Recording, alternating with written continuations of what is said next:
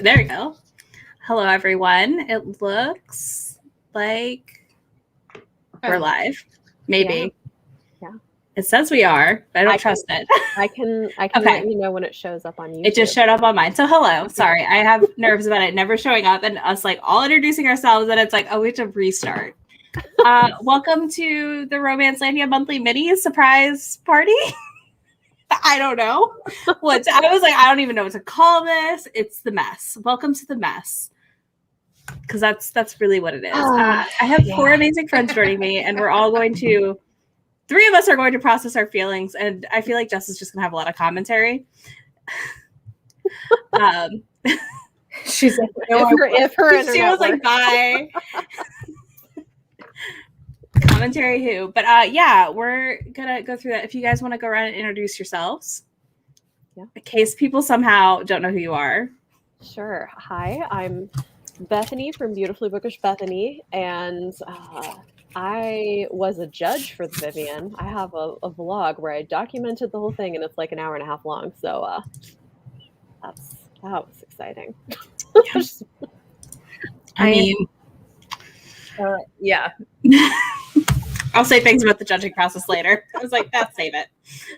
I am Mara from Books Like Whoa, and I am a reader of romance. I have my master's. I did my master's project on inspirational romance using Jane Eyre. So, like, I definitely have thoughts about some of the things that have gone down.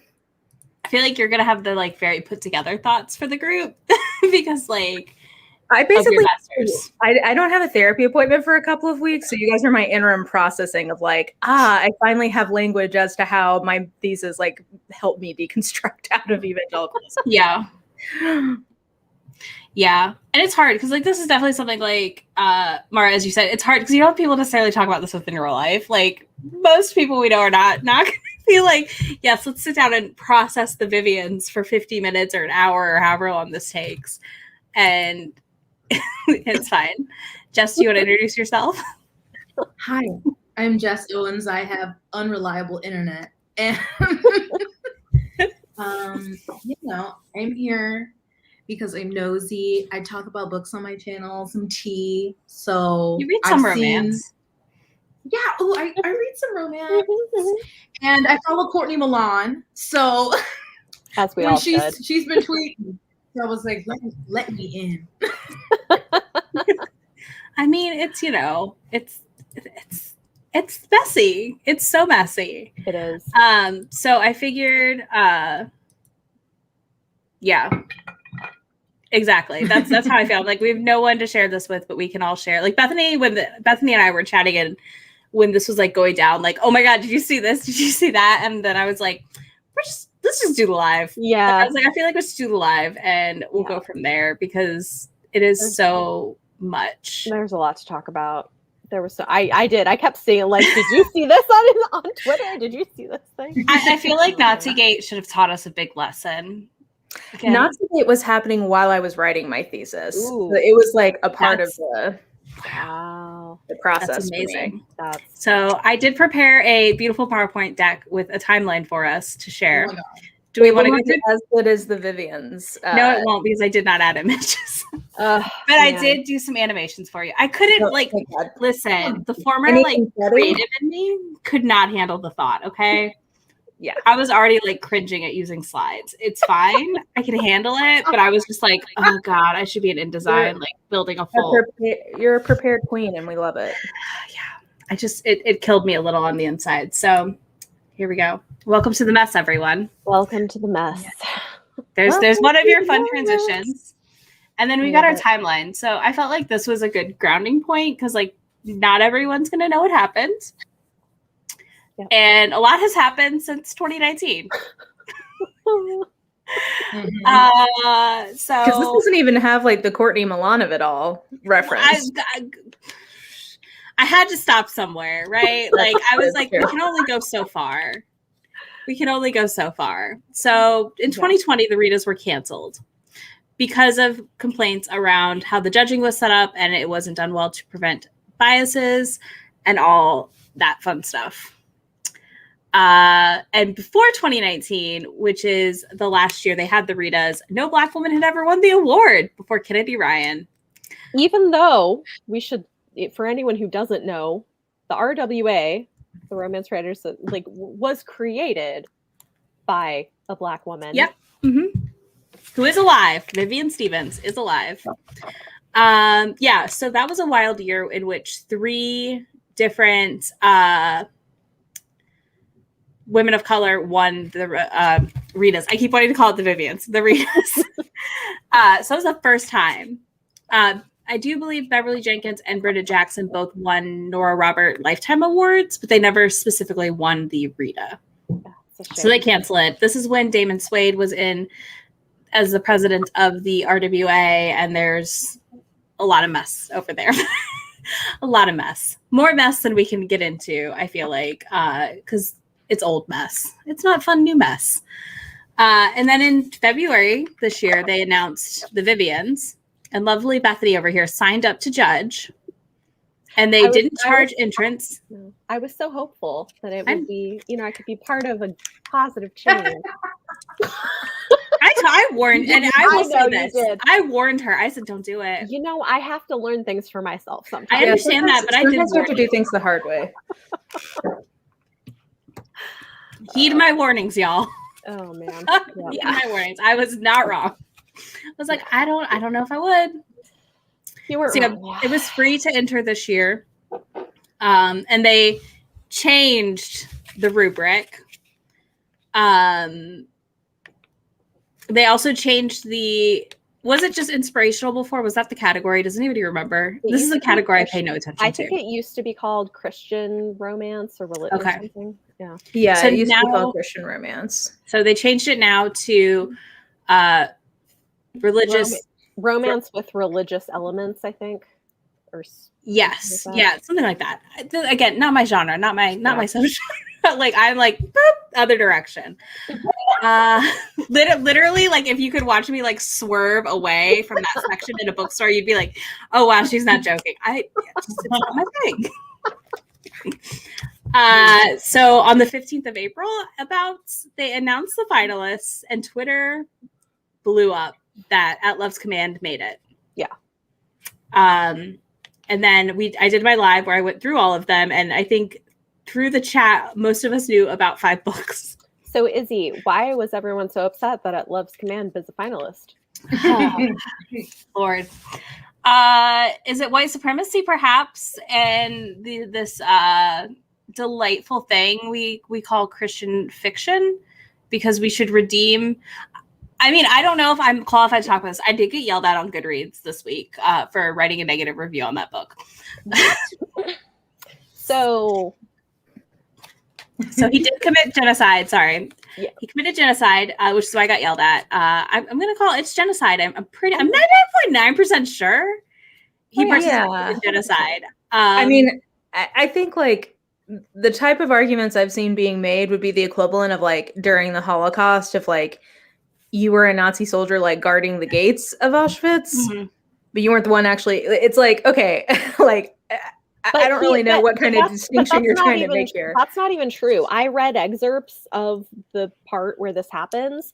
He was a commander. He told everybody to fire. So this is more like if you were like a higher up and said, okay. Yeah, you were in the office saying like, hey, everybody go do X, Y, and Z down there. Yeah. Okay, you weren't the one who actually like maybe physically did some of it, but like. Right. Yeah. I got yelled at by a lady that I didn't read the book. And I said, well, I read the prologue, and I said, fuck this real quick. So he murders a Lakota man on the first page of the book. And it's at Wounded Knee. So like, I don't know. Does he deserve redemption? I personally don't think you deserve redemption or forgiveness. Plenty of people act against these things. Well, he also didn't feel remorse for it. Not until later in the book, apparently. No, like, well, I've seen some arguments that he didn't at all. Like, he felt like bad, like that it had to happen that way. Mm-hmm. They try to blame it on the, like.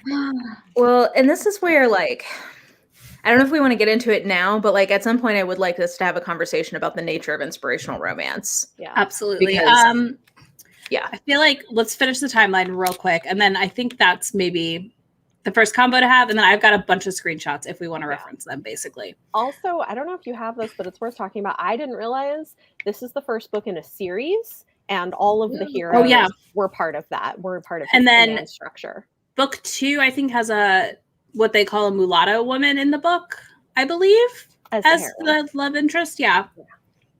Mm-hmm. It's a great time. It's just, again, nothing against religion, but it's like all in the name of Jesus. It's okay. Feelings is what I get. And I don't agree with that. Like, I don't know. I think some things don't deserve it. But then on the 31st, we had our Vivian live, the book 1. We screamed about it. I did timestamp it if anybody wants to go watch us flip out. An epic moment to watch. Somebody asked me for the timestamp, and I was like, I should go put that in there, like as chapter marker, because it literally just all 3 of us were like, what? There were so many other options. And then all of Romacncelandia has exploded in anger, justified anger. I mean, absolutely nothing happening is not justified. And then this statement came out that I think is the epitome, and Mara, you may disagree, I don't know, you may have better wording for this, of what I think of when I think about the inspirational romance category.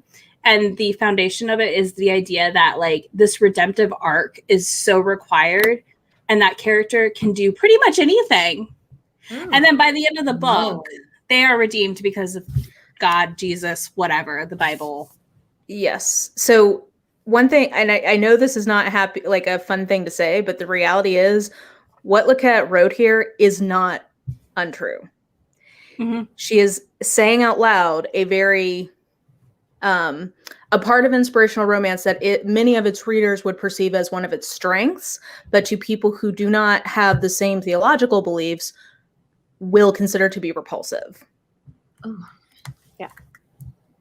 So I don't know how to say that nicer, but that's kind of the reality. Like part of what inspirational romance readers are coming to that genre for is the idea that anybody can be redeemed. This is a part of evangelical culture, like more broadly. And there is a positive way you can think about some of this, of like, no matter what I've done in my life, there's always like forgiveness and redemption if I pursue it. That can be an empowering and positive message. The problem is that it ends up flattening some things that I think a lot of people would consider to be unforgivable. So for instance, I've been the victim of assault, and I was essentially counseled about like what it would look like to get to a place where I could forgive the person who hurt me, regardless of if they were sorry or not. So it's kind of a double-edged sword. And I think this statement is actually highlighting some of the inherent tension of a secular organization having a category that has a very specific theological concern underpinning it that is not going to be shared by a lot of people. Yep. And I think it also starts to demonstrate some of the like white supremacy we uphold in this category to an extent. You know, it's just, it gets complicated. And that's not to say there are Black women and authors of color who write inspirational romances. There was a great discussion on Twitter, I don't know if anyone else saw it, about if anyone who wasn't Christian submitted to this category, because technically you could, because it wasn't just a Christian category. Technically it's supposed to be, but that's actually, I was trying to look in my thesis, like I was trying to find the like little summary of what inspirational romance is. Well, they changed it this year for the Vivian. Exactly. But like, so they changed it, but the genre has not changed. Right. So like you can say, okay, it's any religion now, but like that is not the vast majority of books that are being written or submitted for this category. I'm trying to, okay. So Anita Godolfo highlights Christian fiction emerged in the mid-20th century as a part of a broader American evangelical subculture that set itself in opposition to secularity. That's her, and then that's me. It is no coincidence that the first inspirational romance, Jeanette Oakes' Love Comes Softly, appeared only a few years after the first modern secular romance, Kathleen Woodiwis's The Flame and the Flower.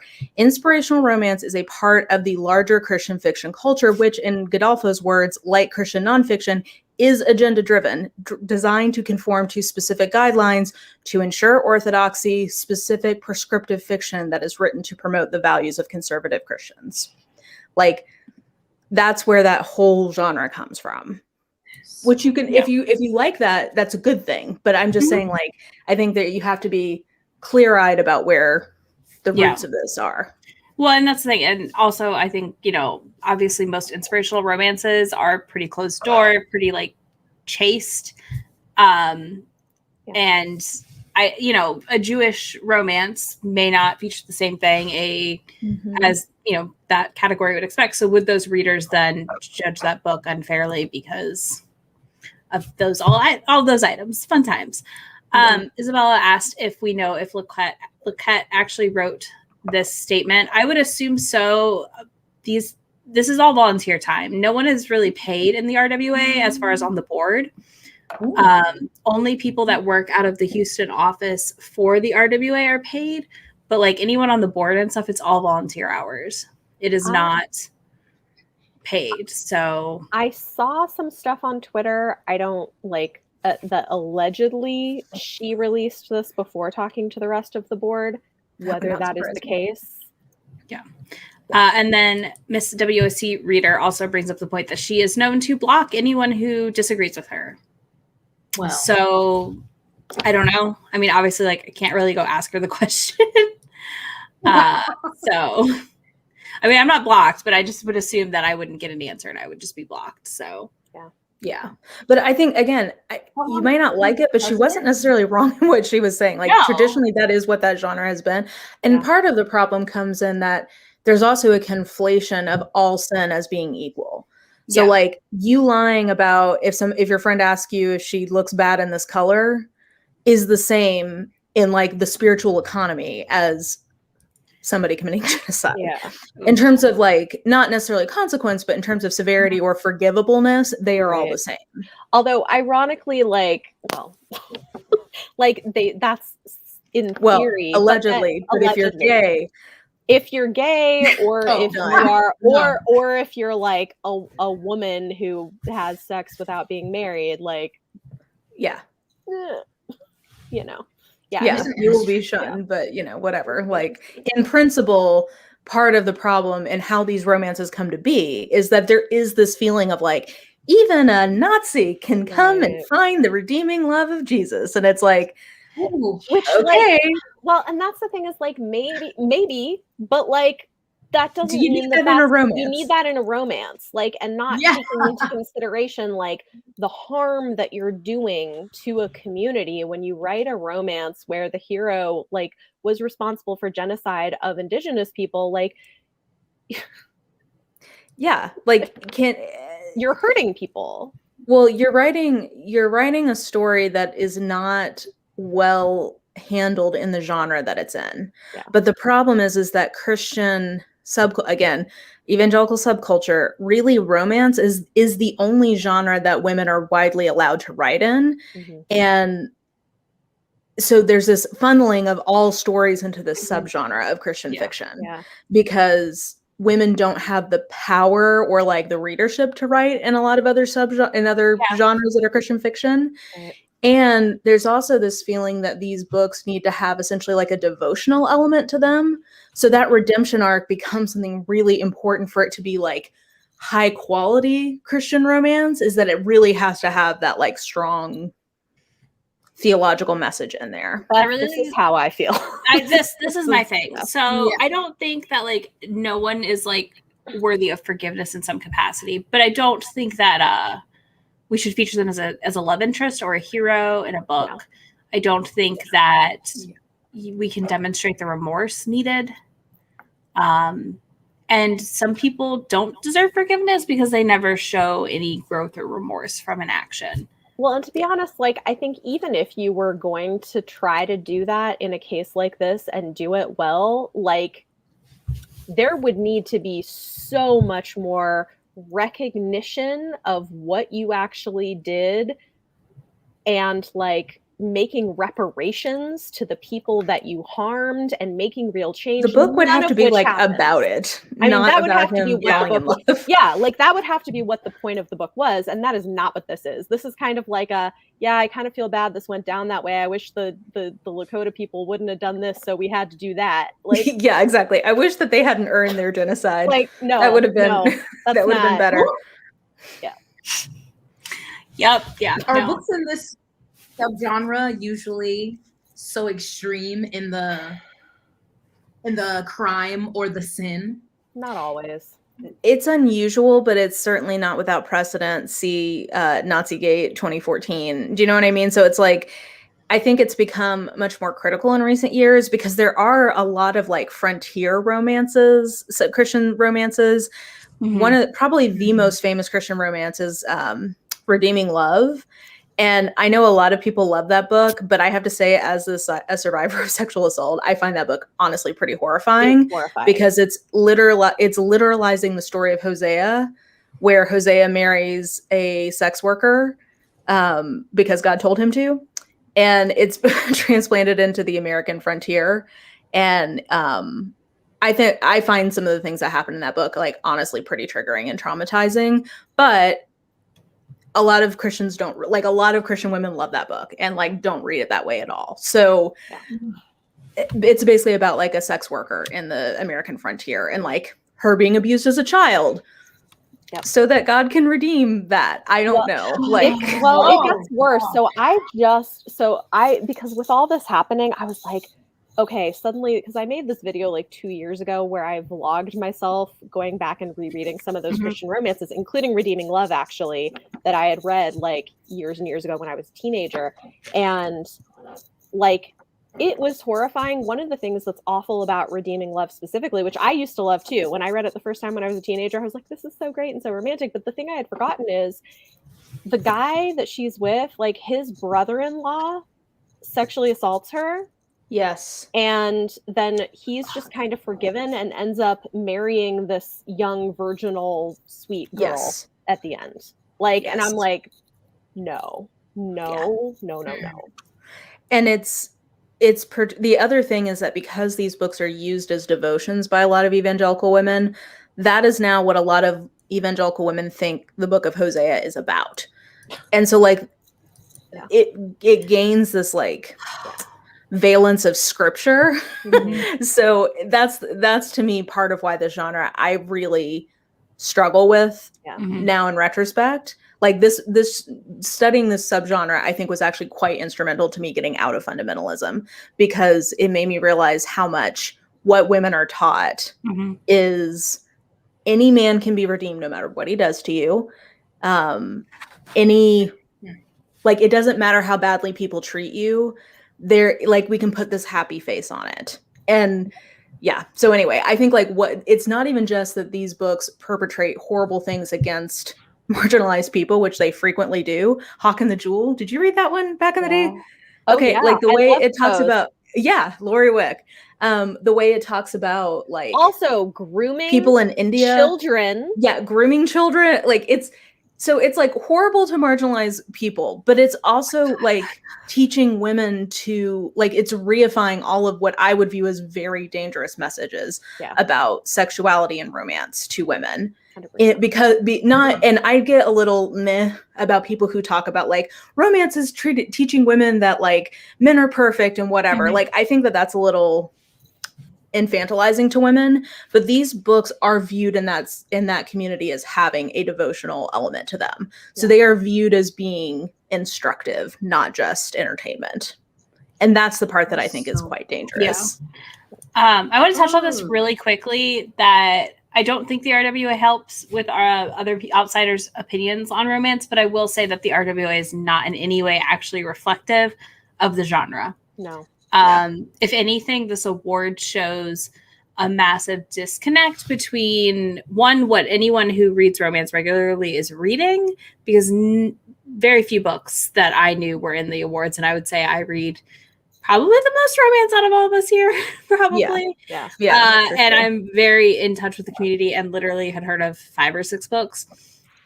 So don't like the RWA is not the romance community as a whole, and obviously there are subsects of the romance community that are like shitty. Yeah, like not everyone.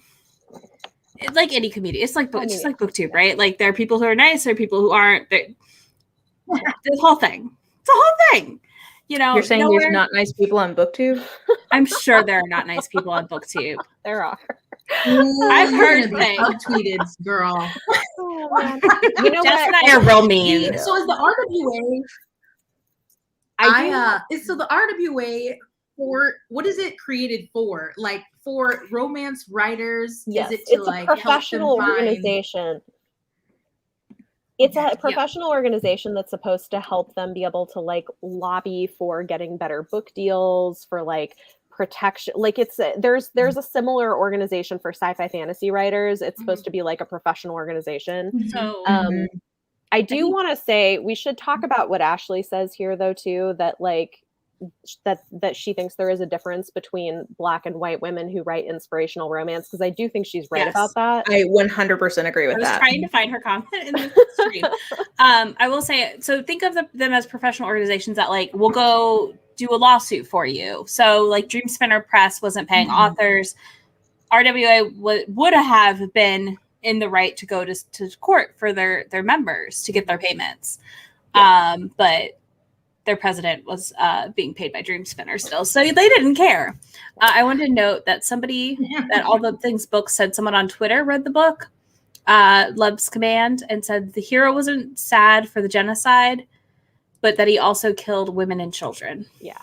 So. Okay. Well. Got to save the women and the children. Yeah.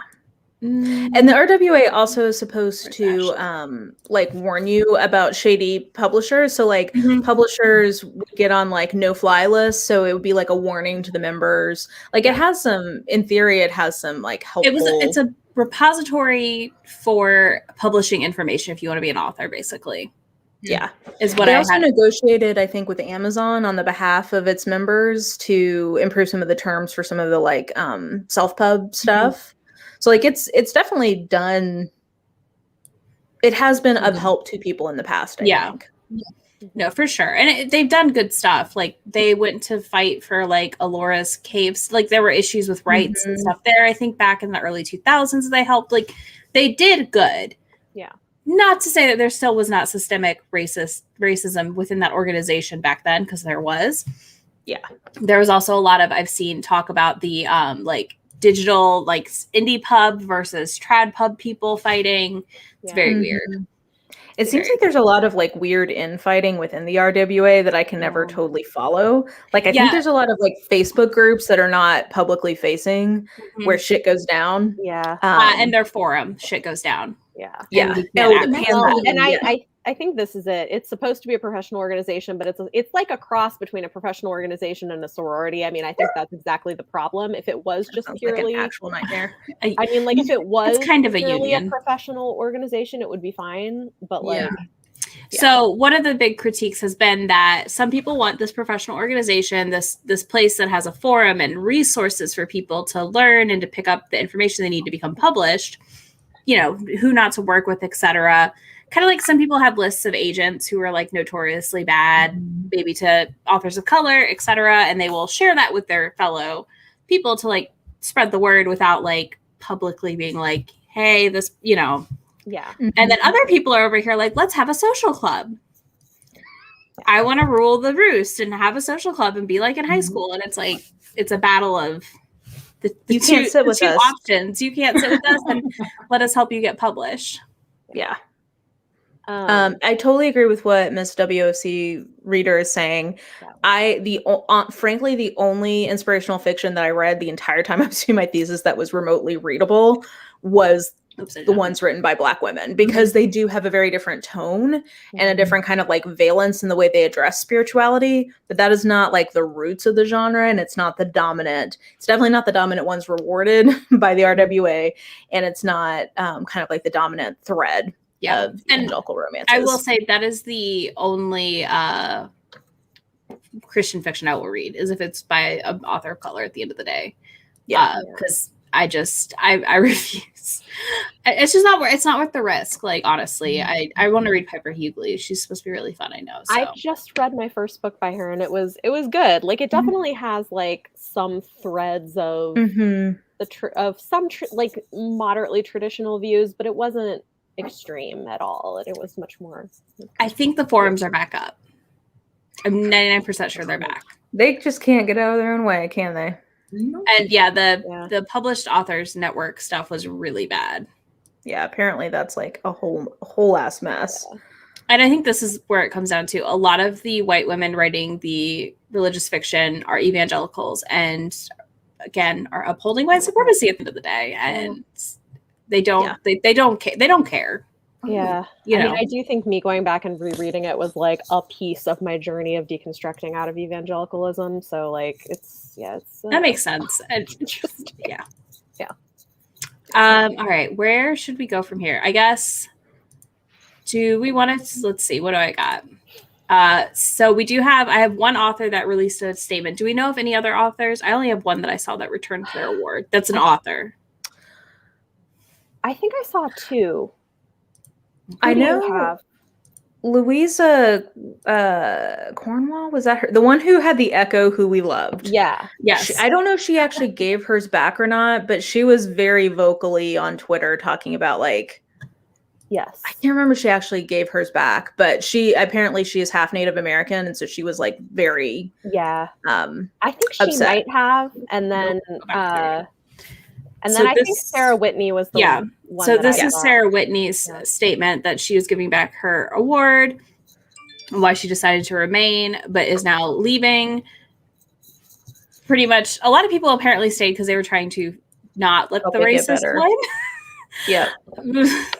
I don't think it worked, unfortunately, but yeah, so she stepped away. And then I know that Alyssa Day, I have her tweets here, declined her service award from the RWA, which Alyssa Day was one of the stand-in presidents during the situation. Courtney Milan gate. Yeah, Courtney Milan gate, basically. So yeah, she basically, said it's unfixable at this point, that they tried. I mean, did you? But okay, I don't know. And then Avery Flynn also apologized for her part in trying to fix it. Yes, that was the lady. Alyssa is the one who would not stop talking. So Avery Flynn was also briefly the president of the board after the interim election happened. So Alyssa Day stepped up to fill in the spot before they could have an election, and then Avery got elected, and then Avery didn't rerun, I think. And this good. Okay. So that's why I was like, I think this is actually the perfect transition. And then Kate from A Grand Romance tweeted at Avery, who mentioned the DEI training, which you did, Bethany, for this VIvians, and the 2020 VIvians. Read us. And it didn't fix all of their problems. I'm truly shocked and appalled. I mean, it was pretty. I mean, and we can. Could you walk away from it? Was there any accountability to actually taking it? There was. You had to answer some questions. I actually I watched the video pretty closely, and I got one wrong because the way they were phrased was confusing, and then I had to go back and fix it later.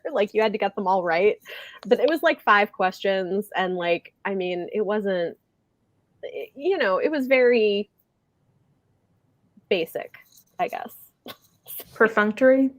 Yeah, so in 20... And it was a video. It was you watch a 20-30 minute video and then you answer 5 questions. 2020, which did exist, and I keep forgetting it exists. Right. I know that you could just put the video on and walk away. There was nothing. So yeah, that was part of why a bunch of the judges dropped out. They canceled it. So yeah, Kate said that she was removed from the judging for third round because she tweeted about it. Hold on. So yeah, that's something to note is they basically, the next statement, which I'll pull up in a second, they rescind the award to At Love's Command. But we saw a ton of people come out after this statement from Kate, I feel like, saying, I emailed them, I'm a member, and I emailed and I complained about this book finaling. I was a judge in that category and I emailed and I complained about this book. Silence. There was not a single reply.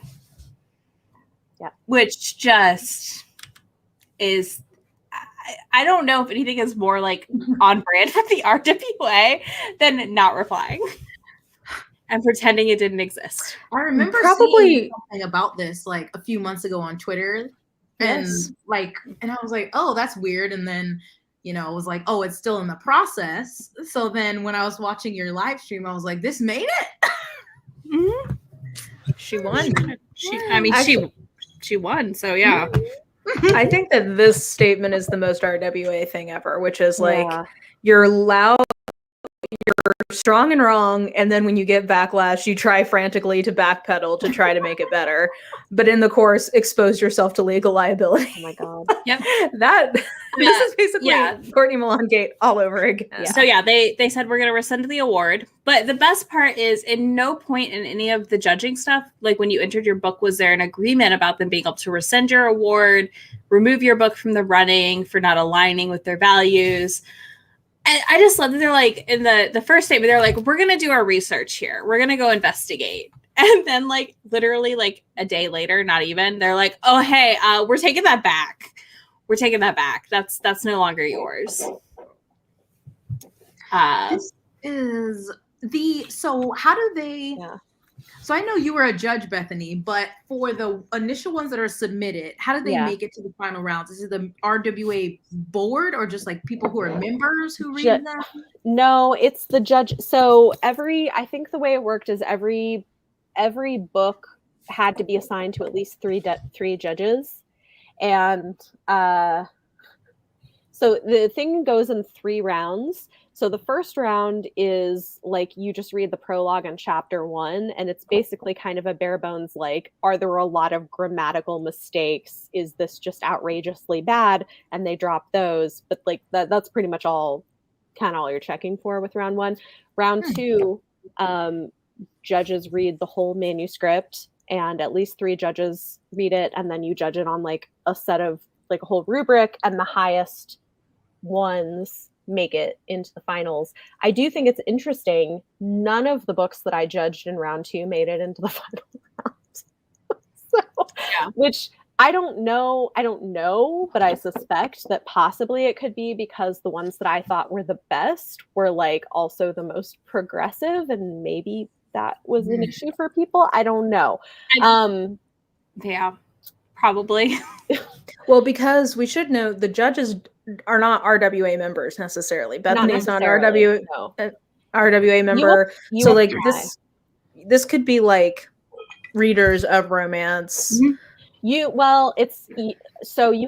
do have to apply for it, and if you are not an RWA member or an author, then you have to publicly review romance. So like you had to submit examples of public reviews of romance you've done in the application process. So this is going to be like booktubers, bloggers, published reviewers from other places. Like those are the people eligible. And then for round 3, authors are not eligible to judge the final round. So some authors do judge in the first 2. Right. Yeah. Which is fair. I mean, I don't think that's terrible. Yeah. I will note that they said they had 17% marginalized authors, and my math did not math out to that on my very quick. In the final round? Yeah. Yeah, I couldn't figure that out either. That's what I can't figure out, if that was a full or if that was in the finals, because in the finals, it was like 11. Like this was at a glance, is somebody not, because you think about like Louise.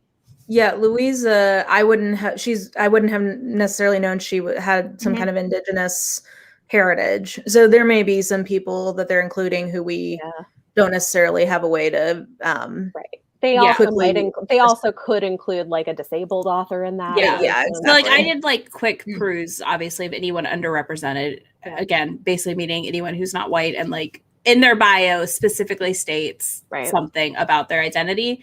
And I was like, this is not terrible, but not great.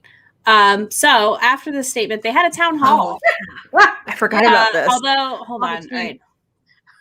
Let's see. I would say, a very tiny percent is submitted. I will say that you have to submit your book. Like nobody nominates you. Your publisher or yourself have to submit your book. This year, I'm surprised at how many authors of color submitted, because I do think a lot of faith was lost in 2019 through 2020. And I think it's fair to not fully judge on the number, because I sure as hell would not want to submit my book for being be torn apart by people because it's too progressive. I'm guessing that several of the people who were from marginalized groups were entered basically because their publisher entered them. And then Miss WOC, I don't know why board members are allowed to be nominated, but they aren't involved in judging. Yeah, there's been some interesting conversation about that. Yeah. Like they have to step away. Yeah, I saw Tessa Dare talking about that. They were saying that they have to step away completely from the process if they're in the awards. So I also think that's interesting. Yeah. What's the town hall? Was that just like in a private? Yeah, it was, but there was an author who was live tweeting it. I think now her tweets are protected. What? I love them. I was just like, thank you. Yeah, I don't have to dig. You made a thread. You did it all for me. Yeah. I think she's now made it private, unless your fault. Like she allows you to see them, but it was interesting. Yeah, she so a town hall, somebody's asking what a town hall is. So it's where they called in a meeting, an impromptu meeting with all of their members to come discuss the situation. Think about like in a city or that, you'd have a town hall meeting to discuss a problem. In that meeting, I love that they were like, Twitter is loud. We don't listen to Twitter. Basically. And I was just like, Twitter is loud and you don't listen to Twitter, but Twitter has been yelling about Out Love's Command since April, when you released it in the finals, and you're like, well, we don't pay attention to that. That's not where we see complaints. And I'm like, you literally saw it coming in April. Like, the writing was on the wall in April when that book made it, that you didn't do anything. Yep. The chat during the town hall was saying this is all because of Courtney Milan. So this isn't people. Everything is always it's all her fault. Sure, it's all her fault. And then they're like, if anyone can volunteer to help us with PR, we really need. And I said, who the hell's going to put their name with that? Because I would not. No, thank you. PR is inadequate. I know. I was just like, this is insane. Oof. Absolutely insane that they're like, hey, let's volunteer. Oops, I did not mean to do that. Here we go. And then we have our wonderful Courtney Milan thread that I threw this in here. We already kind of talked about this. She basically talked about how rescinding the award, they didn't build into their process. Yeah. Because they're idiots. They literally didn't say at any point in their agreements that you could do that. So which is kind of dumb, because I feel like every competition that companies and stuff run has that built into the framework. Stunned that was not built in, to be honest, because that's just a default, right? You can't enter a giveaway for a company your partner works for. Duh. Yeah. I don't know. Yeah, Heather has a good point here. We probably should elaborate a little bit about why, in particular, Courtney Milan might get called out by the RWA board. Yeah. Let me put that up here. There we go. So who wants to take that one? Because this is a whole ass mess. This was okay. If you want right before the pandemic, less chaotic recap, I have a video that is in 2019 that I went through everything that happened. And I have one in 2020 where I rewrapped the whole entire year with the RWA because that's now becoming a freaking tradition. I think the short answer is Courtney Milan speaks up and doesn't put up with bullshit. Mm-hmm. Yeah, and she's smart. That's basically what it is. So she's not nice about things. No. Mm-mm. And I don't mean that as a criticism. I just mean that as there's very much a lot of sorority type groups, this expectation we all have you can be critical, but you need to be nice, and she's just not worried about being nice if she's being critical. She was a clerk for a Supreme Court judge. What does she care about being nice? No one in that world is nice. You're not you don't become a lawyer and go into that world to be nice. And I think that's a key point. Basically in 2019 they an ethics complaint was filed against Courtney for calling out problems in, are they inspirational romances? No, they were just historical romances. No, they were historical romances. Okay. I was like, wait. I was like, that would be racially questionable historical romances. Yeah, so she called them out on Twitter, and she was head of the ethics committee at the time. And the two people she called out for their like shitty behavior filed complaints to the RWA because they were members for something she did on Twitter. Again, RWA continues to tell us that they don't give a shit about Twitter. So I don't know where they even entertained this. So they then made a separate committee to review the complaints, found her in whatever, guilty of these accusations. Guilty of being nice or not nice on Twitter, basically. Yeah, basically. And kicked her out of her board position. How very dare you? Oh my God. And yeah, I mean, that's like literally the 2 minutes, because there's a lot. Well, like, yeah, their whole ruling was like, she didn't technically violate anything, but she was really not, like, her tone was a lot. Yeah. So sanctions. Well, like, it's okay. The thing that like we see a lot of women of color talk about around, you know, them not being nice. Yeah. Whether or not they are nice, shouldn't matter. Yeah.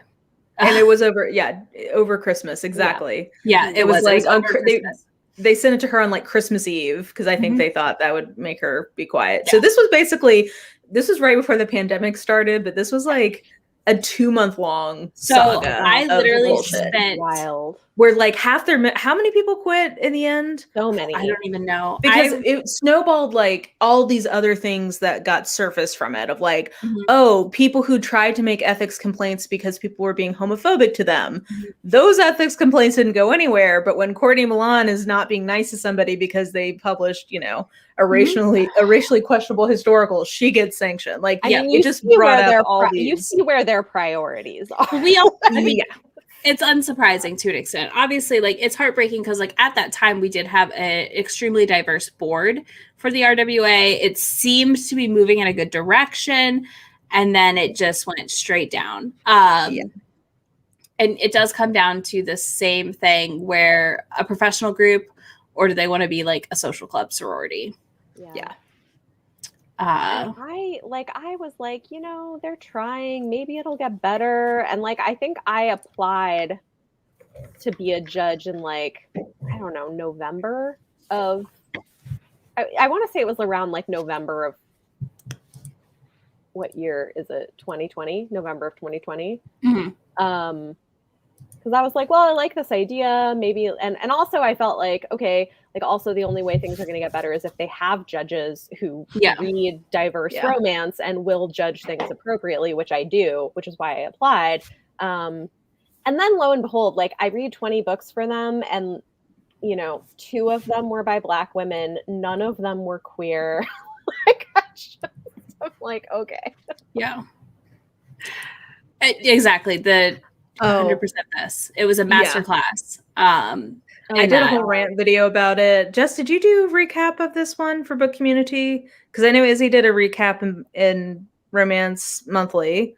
But this may have been before Book Community. This was before Book Community, because this was the birth of... I think you started in March or April. And I started that in like December. July, but I remember seeing all of it because like you were saying, like it kept going, and I'm like, what is happening? So I mean, that is literally the origin of my Romacncelandia Monthly. Is I was gathering for Romance Sparks Joy, who I help run a group to boost underrepresented authors. Like we read one every month and have a book club, talk to the authors. We started by reading the 3 books that were nominated by women of color in the 2019 Readas. And then that all happened, and we chronicled a lot of it on Twitter. Like we gathered links and people were sending us anonymous info from like the boards and stuff too. So I was like spending, I don't know, an hour every evening probably gathering everything together to post updated links. And I was like, nobody's talking about this. So I made a video. You know, I was like, we're going to talk about it. And yeah, I know it's so much to go into, obviously. That's interesting. I'm not surprised. And I don't blame her. And I do think a lot of the authors of color did leave. And it's mostly white women trying to lead the charge and change, which honestly should be. I don't think anyone should stick around who's getting shit all over by an organization they're paying money to. Well, and now the few that were there are leaving for the most part. Mm-hmm. Well, and also so when that whole thing went down, the RWA very nearly stopped being a thing because they had a crisis of like who even could be in charge, like who was even qualified by their bylaws to be a president. Yep. So like that whole thing went down. They lost a shit ton of money because they also didn't have conference because of the pandemic, and a bunch of people dropped their membership. So like they already were in, they have been in a very dicey situation. And frankly, this very well may be the end of the RWA because I think, there's a decent chance they're going to get sued. Yep.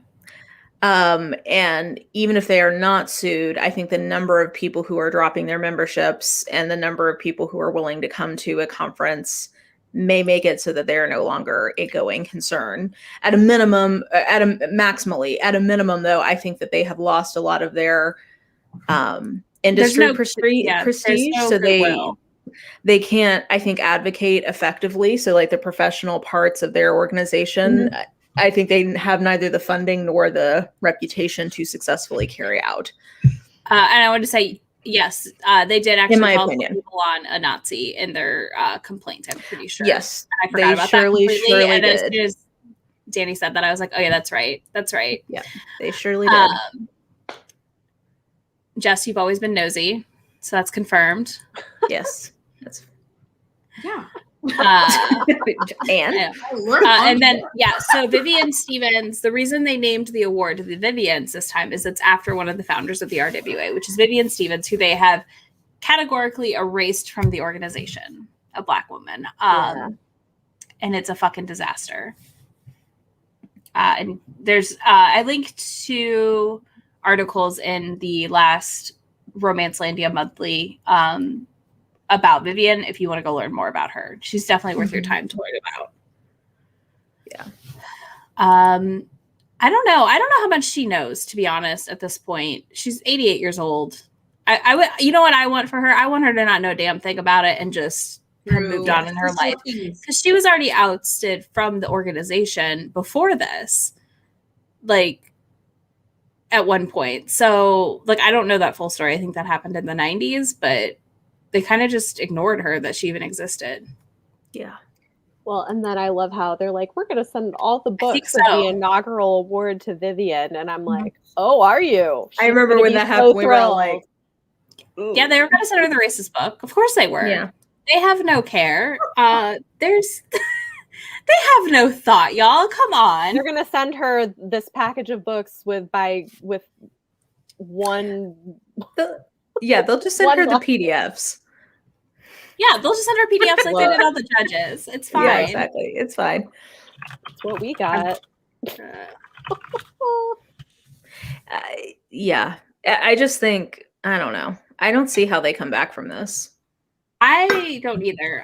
Here is the article that talks about how she was ousted. So she got pushed out. That's literally the headline. So yeah, highly recommend reading it. Help turn romance writing into $1 billion industry. Facts. I just don't understand. Yeah. Well, I feel like, so every other day, I feel like I'm seeing like every week a different chapter splitting off. Mm-hmm. So, yeah.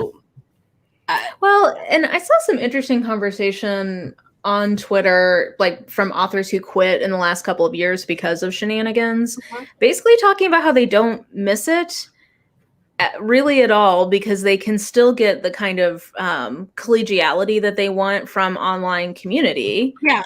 From other authors. And then like Courtney Milan posted an interesting analysis showing basically that when she won EREADERS, it did like basically nothing for her sales. Mm-hmm. So like kind of saying, okay, well, are these awards even really professionally helpful, which has been the argument some people have made. And she was like, I think, at least in her case, could show that like, no, it didn't really. I mean, as a reader, I've been reading this genre since 2008, 9, somewhere in there. You're an old timer. Yeah. I haven't had it in a while. I don't think that I even knew what the Ritas were until the last 2 years. I knew because I followed Smart Bitches Trashy Books. No, but we were talking about this. True. Yeah, so I did know from that. That's true. But we were talking about this on the live show. Like, how often have you heard of any of these books? And like, how often do they represent what's really going on in the genre? Like, right. I mean, yeah, like, okay, for instance, on TikTok right now, everyone has discovered the good news of Ruby Dixon. Mm-hmm. Would this not have been a good year for her to get an award for like Barbarian's Bride or something like that? Yeah. But no, because she like that's not really what it's doing.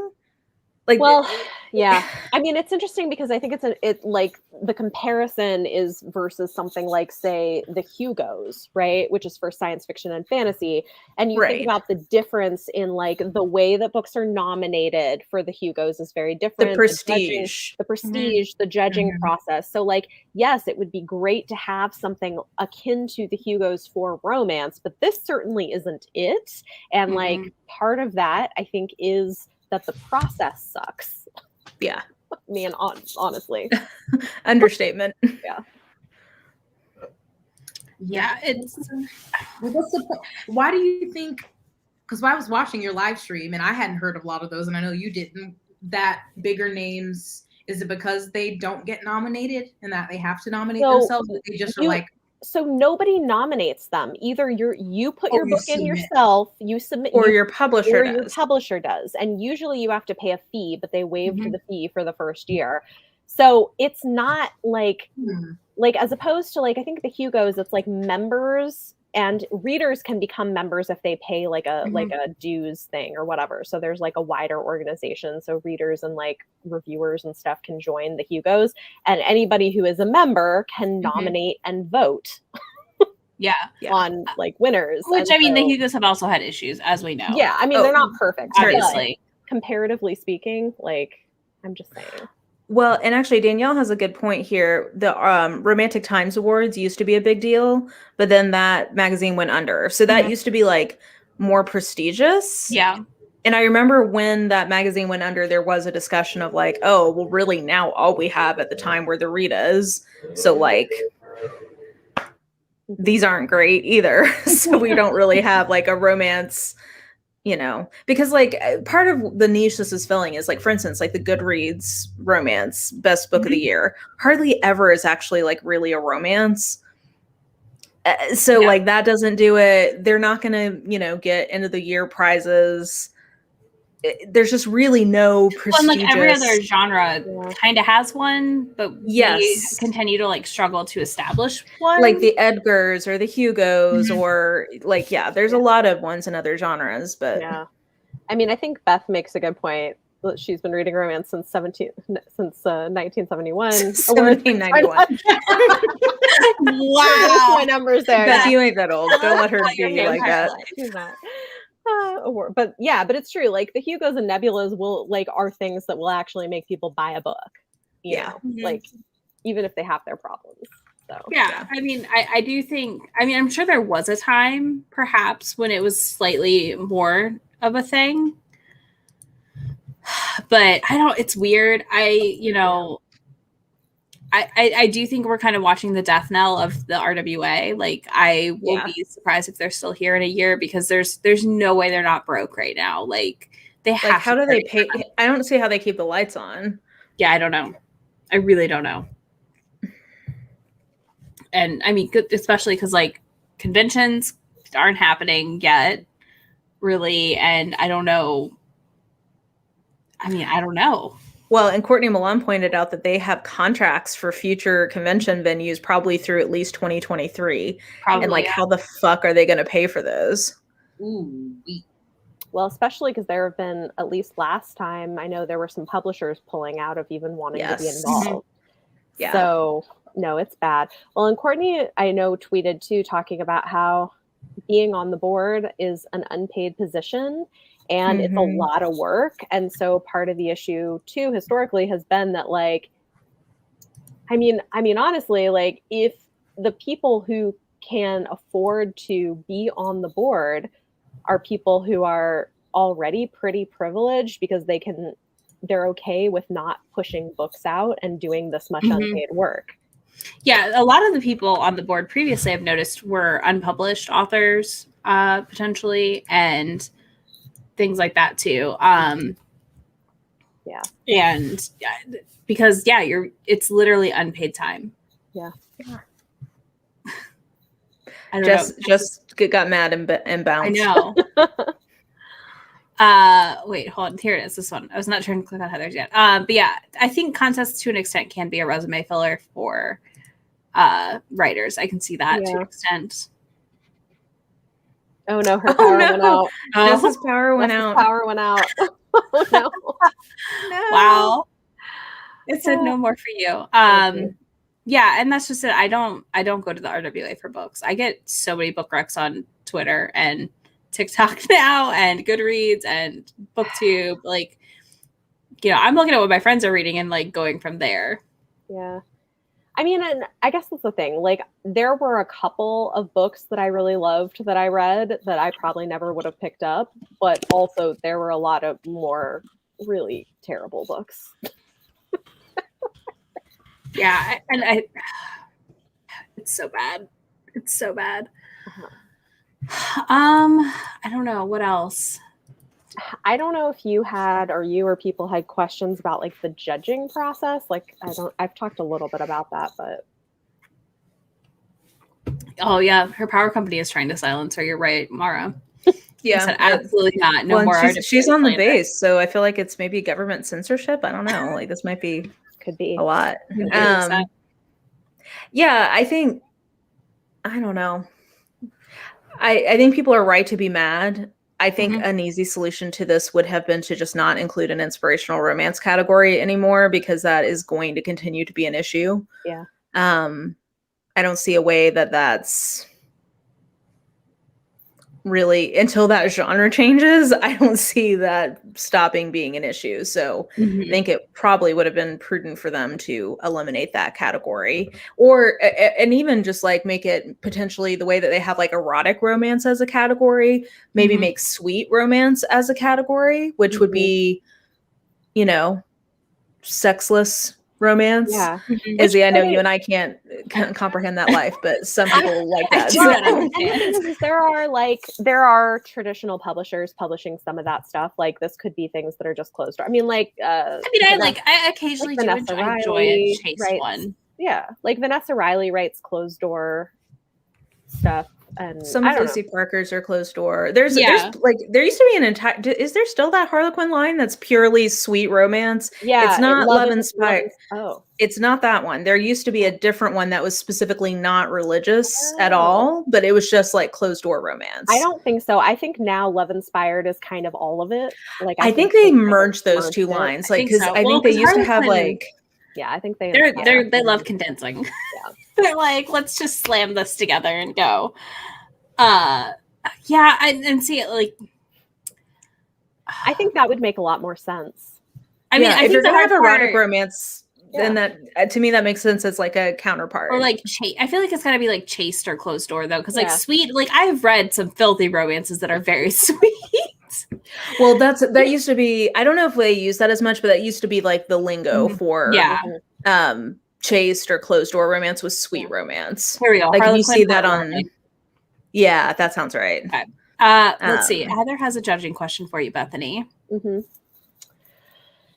Yeah, I mean, honestly, I'm not surprised they've had trouble getting judges, and they emailed us a couple times during the course of it being like, hey, like, we have all these books that we need judges for. Can you take on extra? And I was like, no. So they're asking a lot of the judges that they are like rounding up. Yeah. Well, and they originally told us that we would they said 6 to 10 books per round. I mean, we got the 10 and they still needed more. So they were asking for more. So it was a lot to read, not a lot of time. And most of it was PDFs. Like, the authors were only required to upload a PDF. Some uploaded a Mobi copy, but we didn't get physical copies of anything. And I actually joined, eventually decided to go ahead and join Kindle Unlimited and buy a couple of the ebooks just to make my reading experience better, like, while judging. So like, they don't really make it pleasant. Yeah, and also because anybody can submit themselves, like there's no quality filter on what's getting through, and so you end up reading some like pretty awful things. And one of the issues I had with the finalists, one of those books, I was like, this is not a romance, but because of the way the rubric works, like because it does some things in terms of writing structure well, like there's no way to ding it easily, you know, for just like the fact that it's not actually a romance. So like there's a lot of weird, I don't know, there's a lot of problems with the way it. Yeah, I've only judged for the Holt Awards, which is much smaller, through a small local RWA chapter in like Virginia or something. I don't know. They have like a little thing. I did it 2 years in a row, and I only had to read like 3 books each year, and I didn't read a single book I enjoyed, so I said I'm done. That's the thing. Anytime I participated in any kind of judging for books, like I just find it not to be a pleasant experience. Yeah, so I opt out now because it's never fun. Yeah, it was not. It was an experience. I don't think I wouldn't do it again though. For this, at least, it was not fun.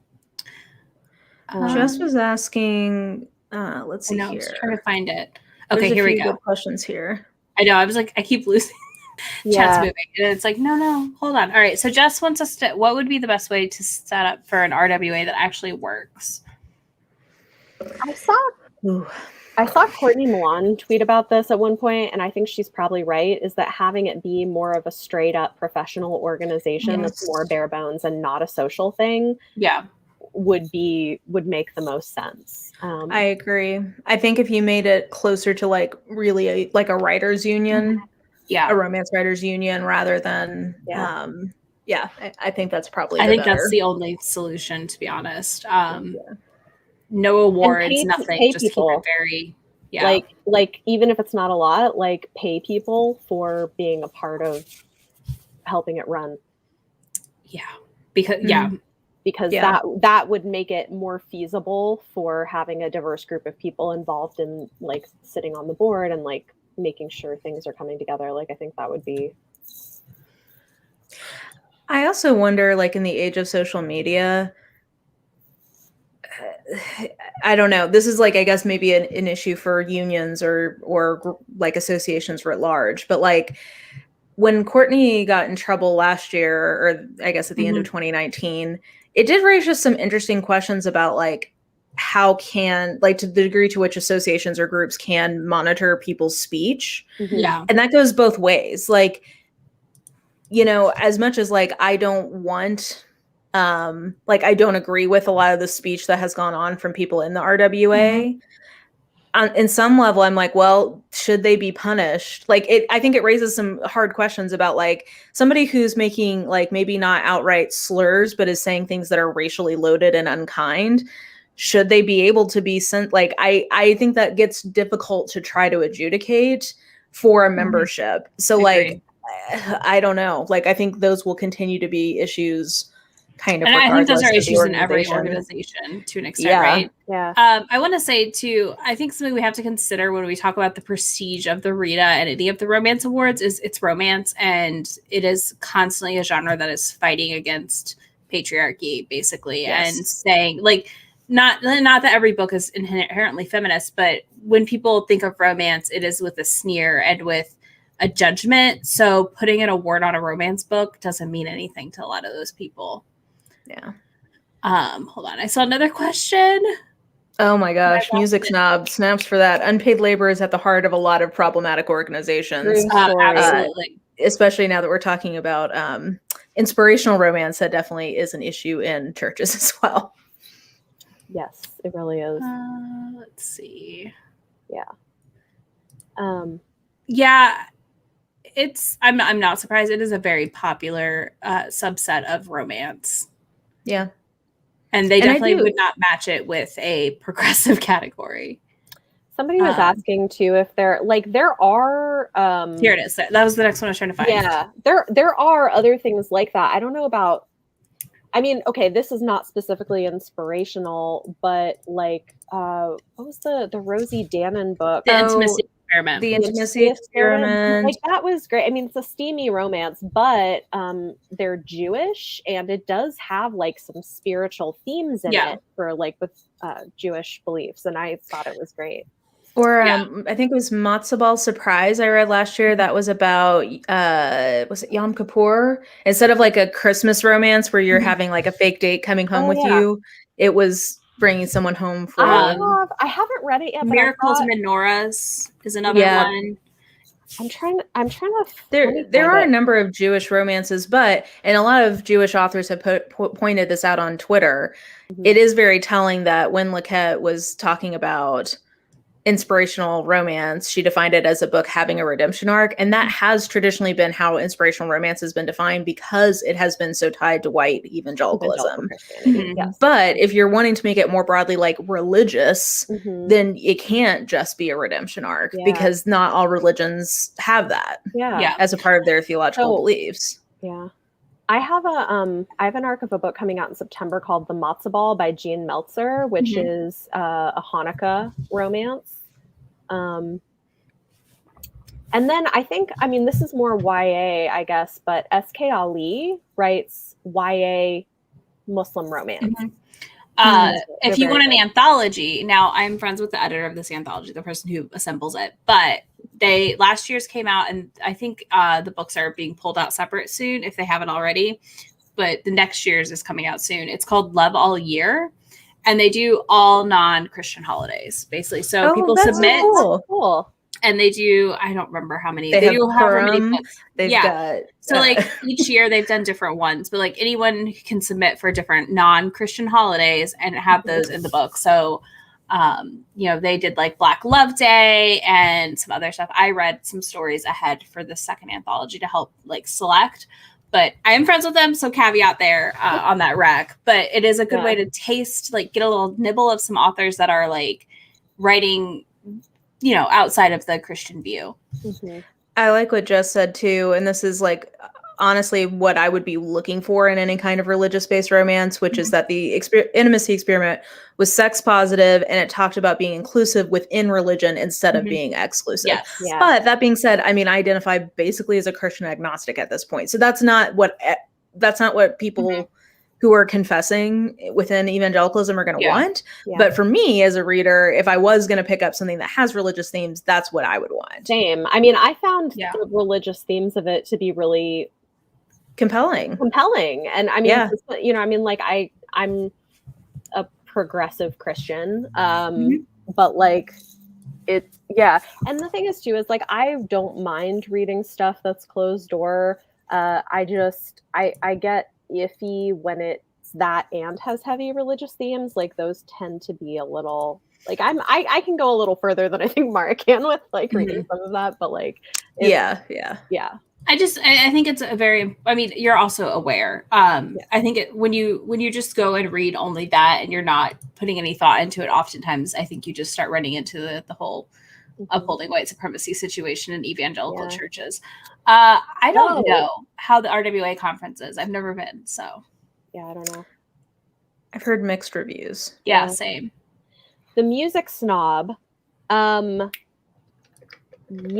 So what was it? So actually, you might try Take a Hint, Danny Brown, because Danny is pagan and has like witchy religious stuff. Yeah, her family is from the Caribbean, so it's sort of like Caribbean witchy. Yeah, and she does like a ceremony at the beginning of the book. Yep. And again, the Love All Year anthology has some pagan holiday witch stuff in it, I believe. So I think the new one does. I don't remember if the first one did, but they do cover it. I will say, Emma Hopkins, I hear you on potential optic issue with coming after Lequette, but I think it's not fair to say that totally, because remember how Damian Suede got run into the ground?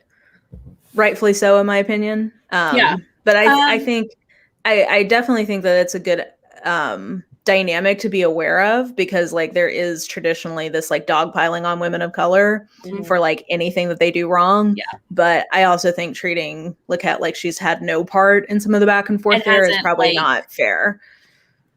done some what seems to be questionable things. I didn't experience it, but during the Plantation Gate with Amelie Howard's book, yeah, I'm not saying like she's completely guilt-free, but I just think it's one of those things where it's hard to fully judge. Yeah. Yeah, homework took a while. They took too long to come up on showing some other things. All right. God bless the Hallmark Channel. They always have it on when I go to treatment, so I get to see what the latest. Yeah. Our favorite hobby when I go home for Christmas is like we torture my dad and my partner with the Hallmark Channel, my mom and I, and we just like have it on the whole time, and then like we'll catch them watching it, and we're like, They're like about it, and then we catch them. We're like, yeah. It's like don't put up this. My partner guesses the plots and then acts really surprised when it happens. It's pretty funny, but yeah, you can guess the plot of a Hallmark movie. It's just really about 5 minutes into it. Like, oh, they're gonna kiss at the end, and I was like, who knows? Maybe someone else will show. Oh man, sorry, I'm looking back through because there were so many good questions. I was trying to. I know. I like had to scroll down to highlight that one, and then let's see. Oh yeah, Meow Vader was reminding us that there was one category that only had one romance in it. Yeah, so like that was an easier one to judge. And I don't even know what category that was anymore. I think it was like mid-length paranormal. Yeah, it was Kelly Armstrong won it, right? It was like that one. No, Dorinda Jones. Dorinda Jones? Yeah. It was hers, yeah. I was going to say, this is the year of witchy romances, which there are a lot. I have a ton on my Kindle. I was trying to find there was an indie author. Oh yeah, okay. So Milan Nix is a Black indie author who has a series. I read the first one and it was great. With it's like a witchy romance, Black Witch Magic. Yeah, that I liked that too. I would categorize it as like cozy romance, like a cozy mystery romance. Yeah, it was like a cozy witchy romance with like a curvy heroine. And it's set at Christmas, so it's extra fun. It was fun. There's one coming out called The X Hex that looks fun, which is like a witch whose boyfriend breaks up with her and moves out of their town, and then he comes back. She's trying to like curse him, but then she ends up, I think it's like a second chance romance that looks really cute. And then I read a cute like Halloween novella. What was that? That was fun.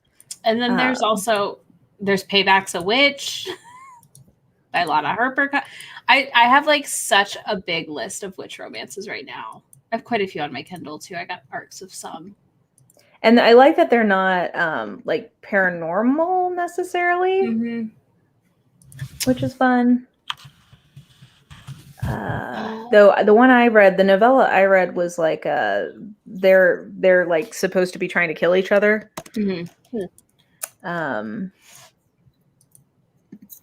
So it gets a little paranormally, but I gotta open NetGalley because that's where I got all the arcs for. I was like, what are these called? I requested a bunch because I was like, well, we do need to know if they're good. I know it's so I have the X Hex, and there's another one though. Oh no.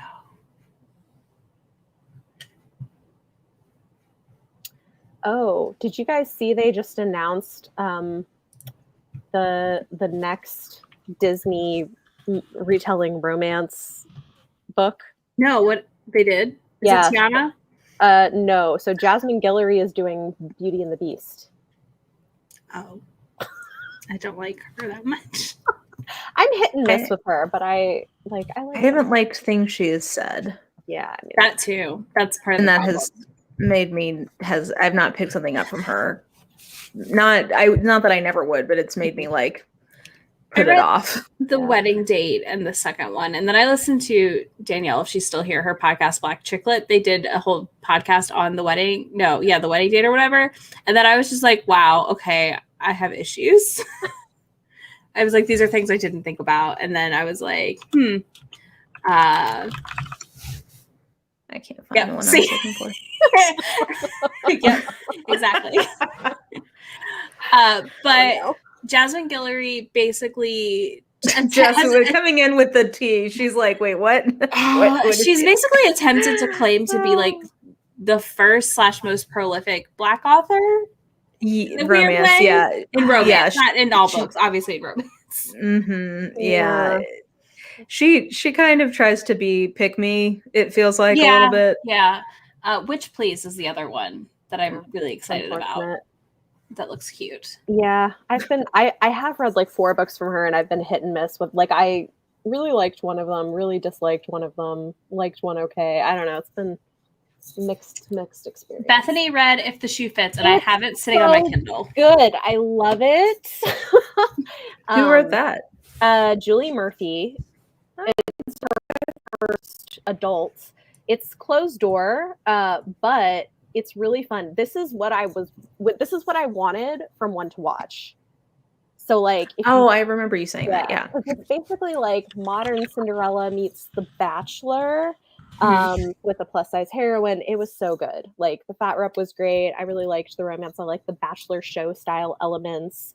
Yeah, it was. I really liked it. I'm excited. Good to know. Mm-hmm. Your opinions about One to Watch are not at all controversial. So, yeah. I literally didn't read it because you hated it so much. I said, well, we're just going to save myself. Well, I was on the fence, and then Ashley also hated it, and I was like, okay, I trust. That's 2 people whose opinions I trust. Yeah, I did not. Same. I was like, all right, cool. Y'all eliminated it. She basically, it was just, I was not happy. Yeah. Like, it made me mad. I don't like seeing other romance authors, like, attempt to be better than another. It's weird. Yeah. I'm not saying y'all have to like each other, but like don't put down your coworkers. Yeah. It feels a little bit like that was Diana Gabaldon. That's Diana Gabaldon. Which is why I won't read Outlander. I won't read it for that reason. There are lots of reasons you shouldn't read it, Mara. Well, also I'm aware of some of the things that happen in that series that I don't want to read in my fun time. Like, doesn't sound like fun. Yeah, everyone in here is just hating on One to Watch. Oh man. Well, there you go. It's a small fat. I said no, thank you. It was terrible. As a fat, I said I'm good.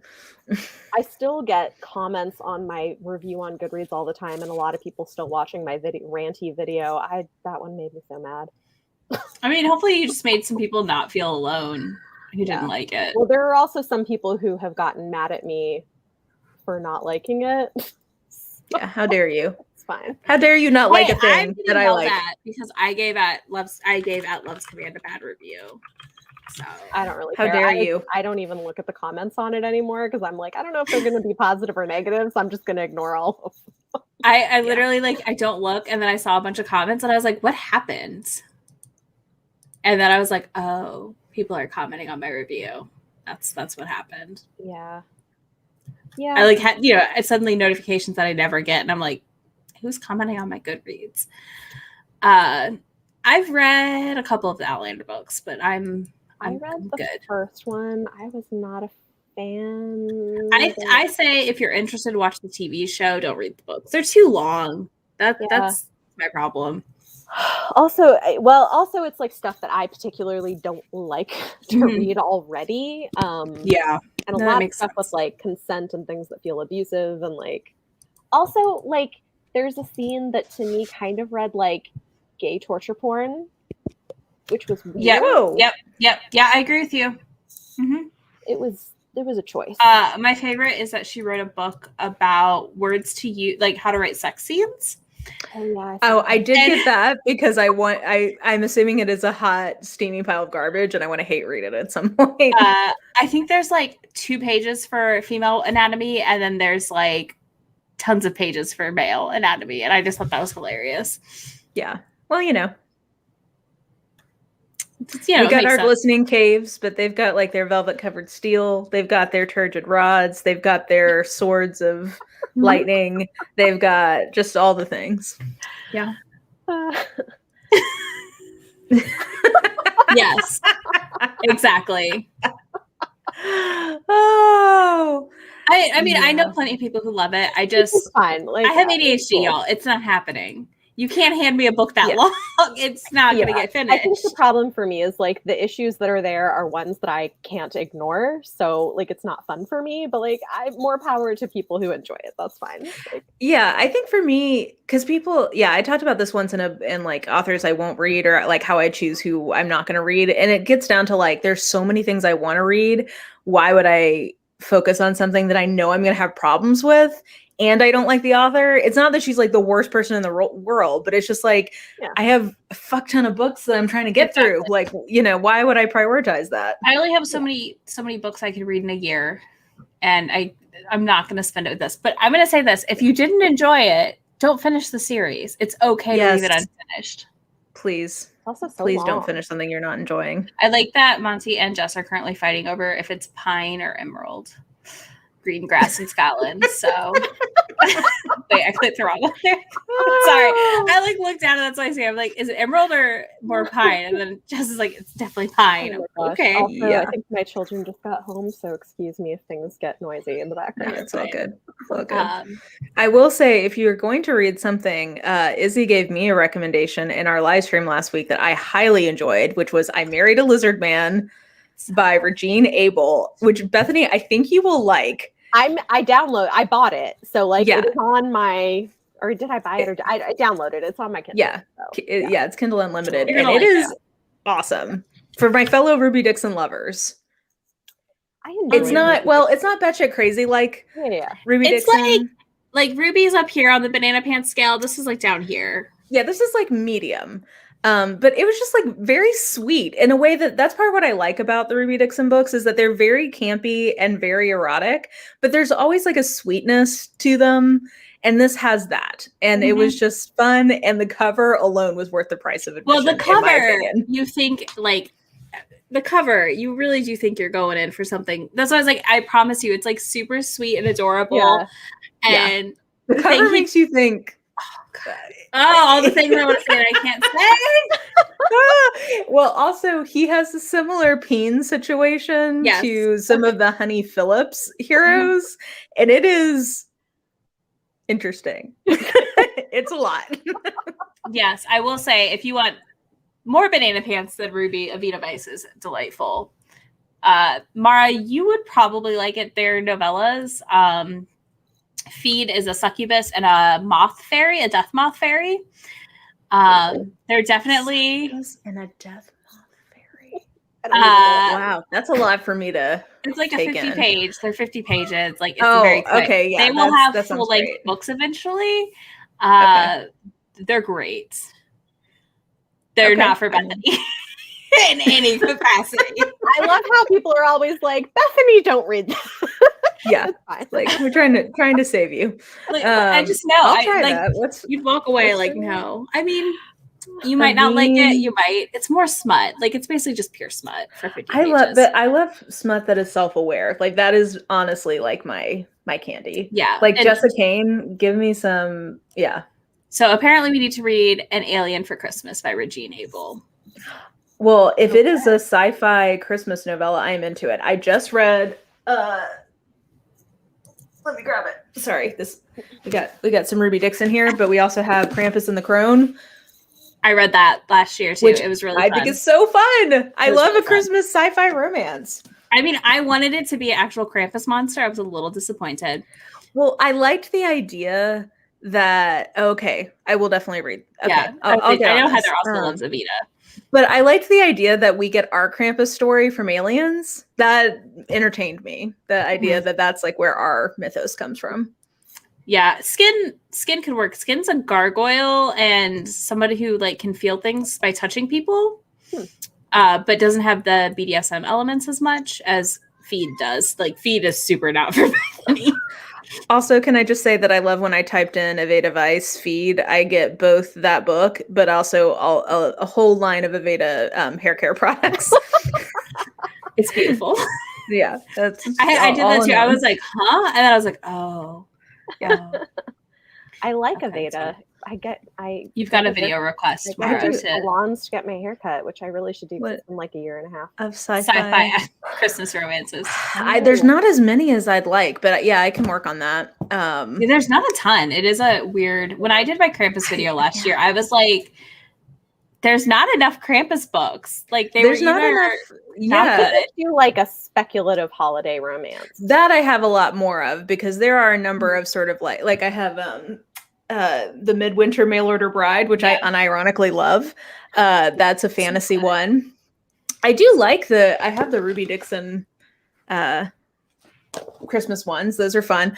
I love any time on Ice Planet where the aliens are finding out about a human holiday and how they like wildly don't understand our holidays. Like I love it when they learn to carol. I love it when they think that mistletoe is just poison. So they like. Okay, I need to read these. That sounds. They're great. Valentine's Day was highly entertaining. Oh man, I would be into that. I do not. No, I dabble. No, I dabble. I wouldn't say it's like my primary thing. I'm no Heather, but I can be in the mood for that. We're attempting to figure out what genres Jess likes, and it's a challenge because she's like, "I'll read anything. I don't have any limits," and we're like, "No, you have limits." She also has very strong opinions about things she doesn't like too, though. Yeah. So like, I feel like Jess, you're actually not as easy as you think to pick books for. There you go. I like Amanda and Milo pretty well. And The Naughty List by Ellie Mae McGregor. If you didn't read that last year, that was fun. I don't think I did. Okay, well, let me get on that. She has a witchy romance that just came out. Also, can I just say that my mom, she watches my channel and she was like, she's been reading Nalini Singh and she's been enjoying it. Mm-hmm. She's like, so maybe I'll try that Ruby Dixon. And I was like, no, no, that's not for you. Like, I don't think this is for you. Well, I don't know. I mean, I feel like Ruby Dixon, it depends. I mean, you know your mom, I'm sure, better, but like I just think like she works because like she can work for people. I don't want to live in a world where my mother has also read Ruby Dixon. My mom reads, like, she'll be like, so you like that one? I'll read it. Like, we currently are swapping books on Libby. Like, I was like, okay, I finished that one. There you go. Heather.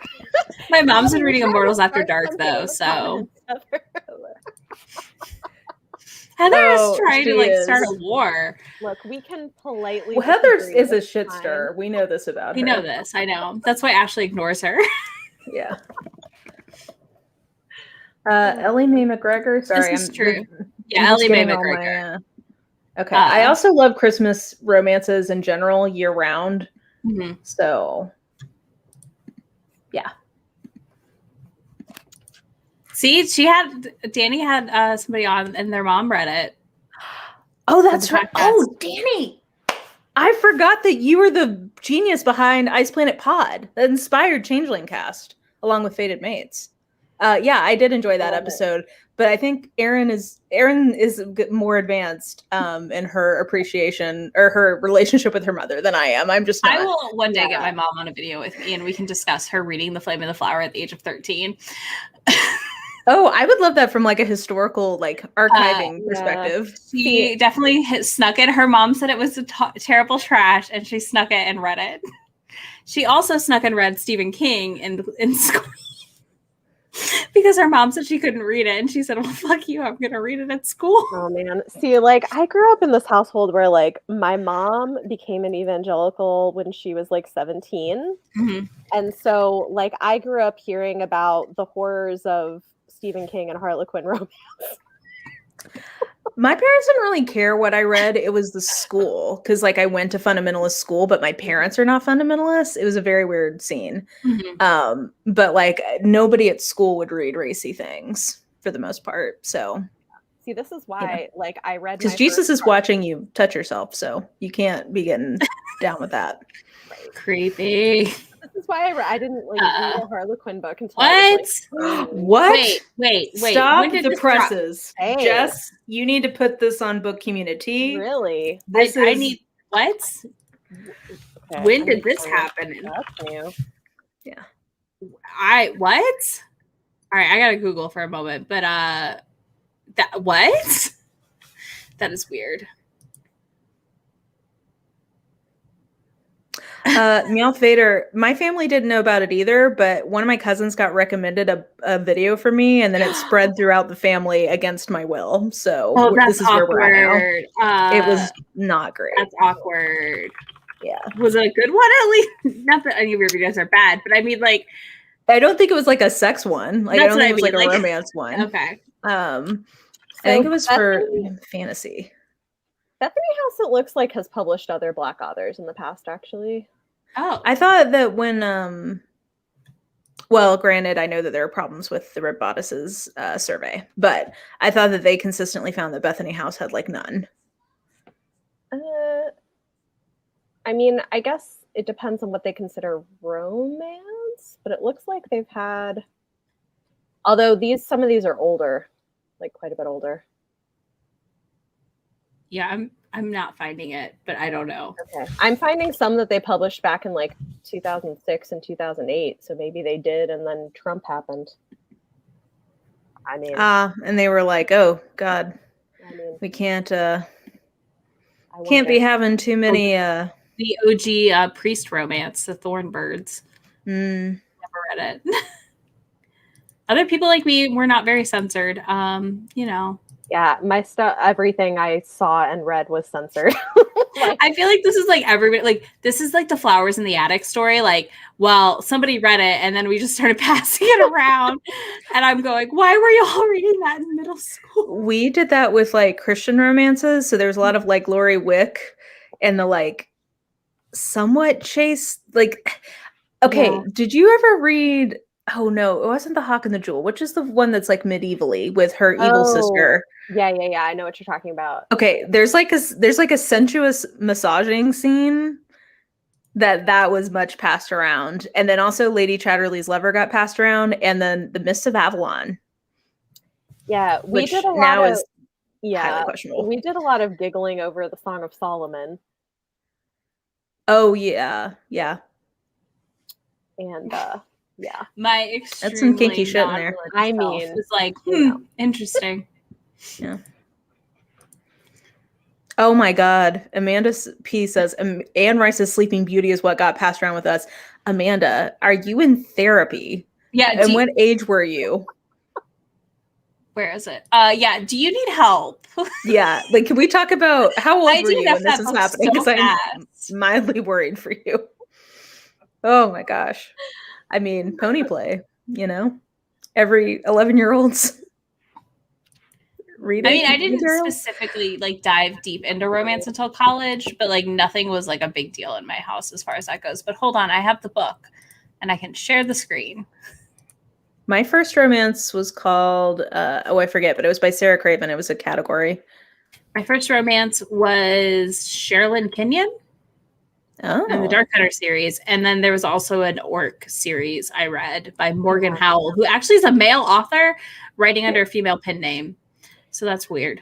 Yeah, you know, I think a few years before I really started reading romance, I read a couple of series that like I was uncomfortable that they had some of those scenes in them, but otherwise like them. So like the Parasol Protectorate, which doesn't have much steam in it, but it has a little bit. And ironic since it's steampunk. I know.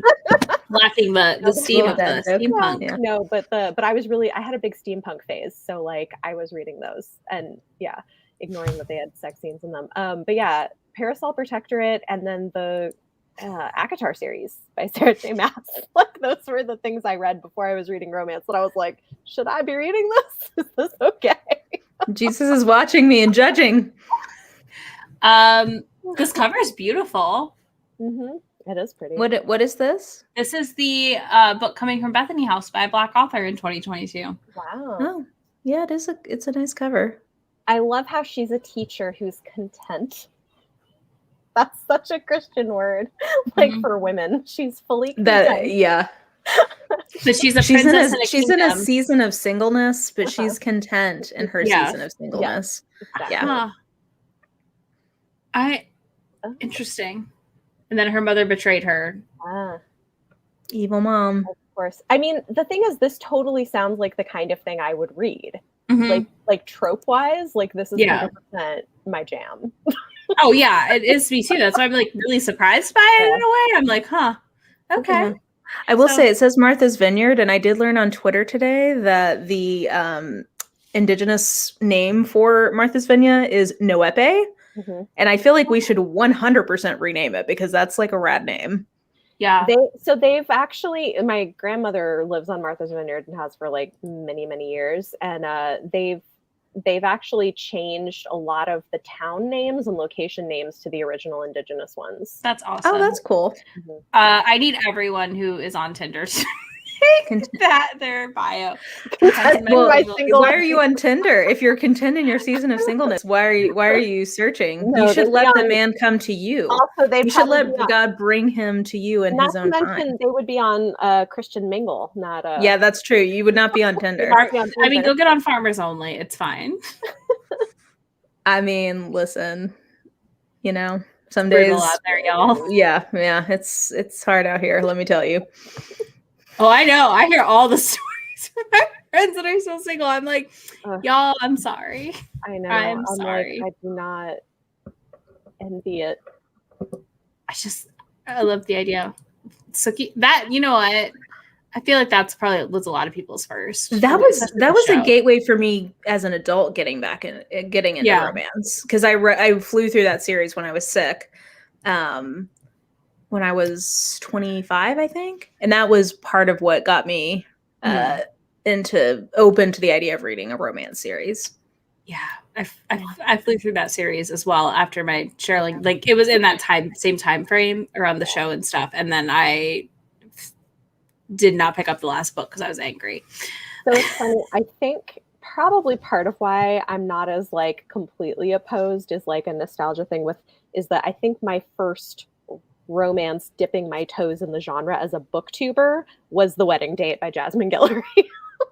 There you go. So like it was for my experience, because like for that it was a good launch point. I've heard it's a good book.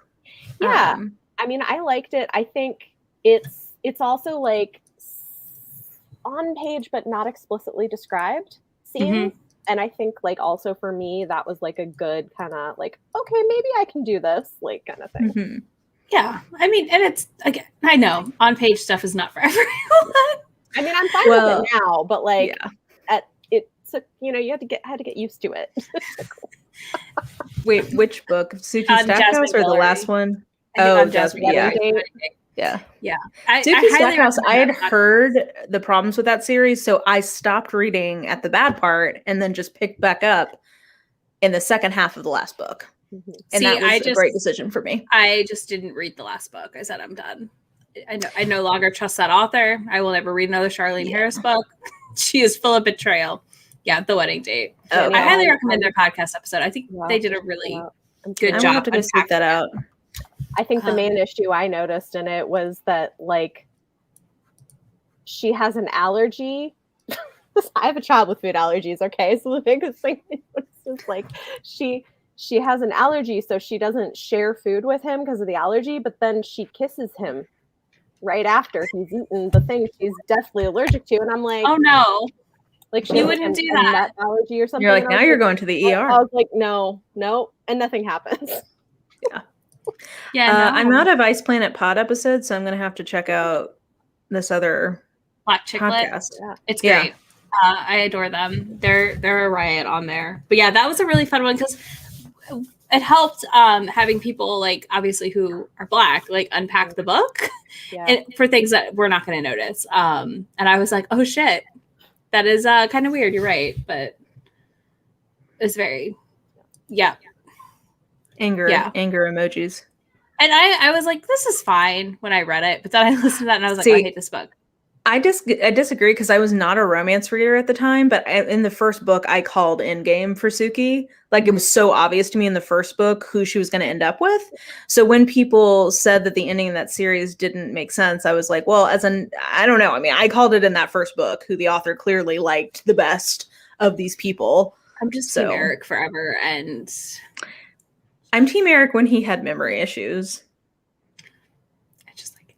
It's just, Bill's weird. Like there's a whole thing there. Bill can eat a dick and die. Bill is hot garbage trash. Yeah. And that's just it. It's Team Eric always. Like there's just no other option. Yeah. Really. I never saw the TV show. Did you see the TV show? Mm-hmm. I loved the TV show. It's different though than the series, right? It's different. It's still fun. Okay. It's fun. I mean, it's kind of campy, I guess. In a way that those shows can be. I enjoy them. I definitely recommend it. I actually want to rewatch it. I think it gets weird at the end, like the last season. Oh, hold on. I'm talking about Ice Planet Pod. Because, you guys know I'm trash for everything Ruby Dixon. But I forgot that Danny has another, the black chicklet. I need to stake this out because I have fully caught up on Ice Planet Pod. I also liked him, his character, but we have to admit that we know that he was never going to be in the books. Yeah, and in the series, I did not. I liked him, but the way that resolved was highly unsatisfying. So yeah. I mean, it's a mess.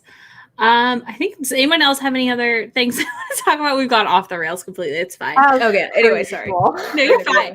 I just was like, we have gone all over. It's fine. This is what we do. Apparently, we just have to come on and talk, and we'll go wherever everyone takes us. Yeah, it's good to talk about it. Oh my God, Danny. Well, okay. Brace yourself because yes. Wait, does this mean you're going to do Ice Home, Danny? Because I will read Ice Home and come back on. I mean, Ice Home, I love. If you, I forget, have you done Barbarian's Beloved yet? Because that's my favorite in the original, and then Nadek and Devi are my favorite in Ice Home. So either of those, I'm down with. Back away from eBay. That is not ridiculous. I have them all, Jess. Do you really? In my mom's attic. So I would give them to you if she still has them. But I don't know how I would get them to you because Sicily. She's on base. You can ship them easier. Oh, that's true. Yeah. It's just slow. I mean, I don't think it's a bad price, but I'm just saying, like, do you need to back away from eBay? I don't think that's a bad price at all if you want them. No, it's not. I've gone tracking down books on eBay that are out of print that I want from my childhood. So, yep. I need to go. Okay, I gotta go figure out what's in my look for a DM from Books Like Whoa on Twitter. I'll hit you up because yes, I cannot talk enough about these books. So okay, I didn't know if you were gonna come back and finish it out or not, Danny, because you were like you had Sarah on. And you were kind of like, okay, we're done for now. I'm so excited. I want more. Okay, by the way, do you happen to know what year they talked about the Jasmine Guillory thing? Danny, do you know what episode number of your podcast is? Yeah, I was gonna say I've got homework from this. They've got a lot. They have a lot. Episode 30, 2019. Okay. I Googled it. Found it. Thank you. All right.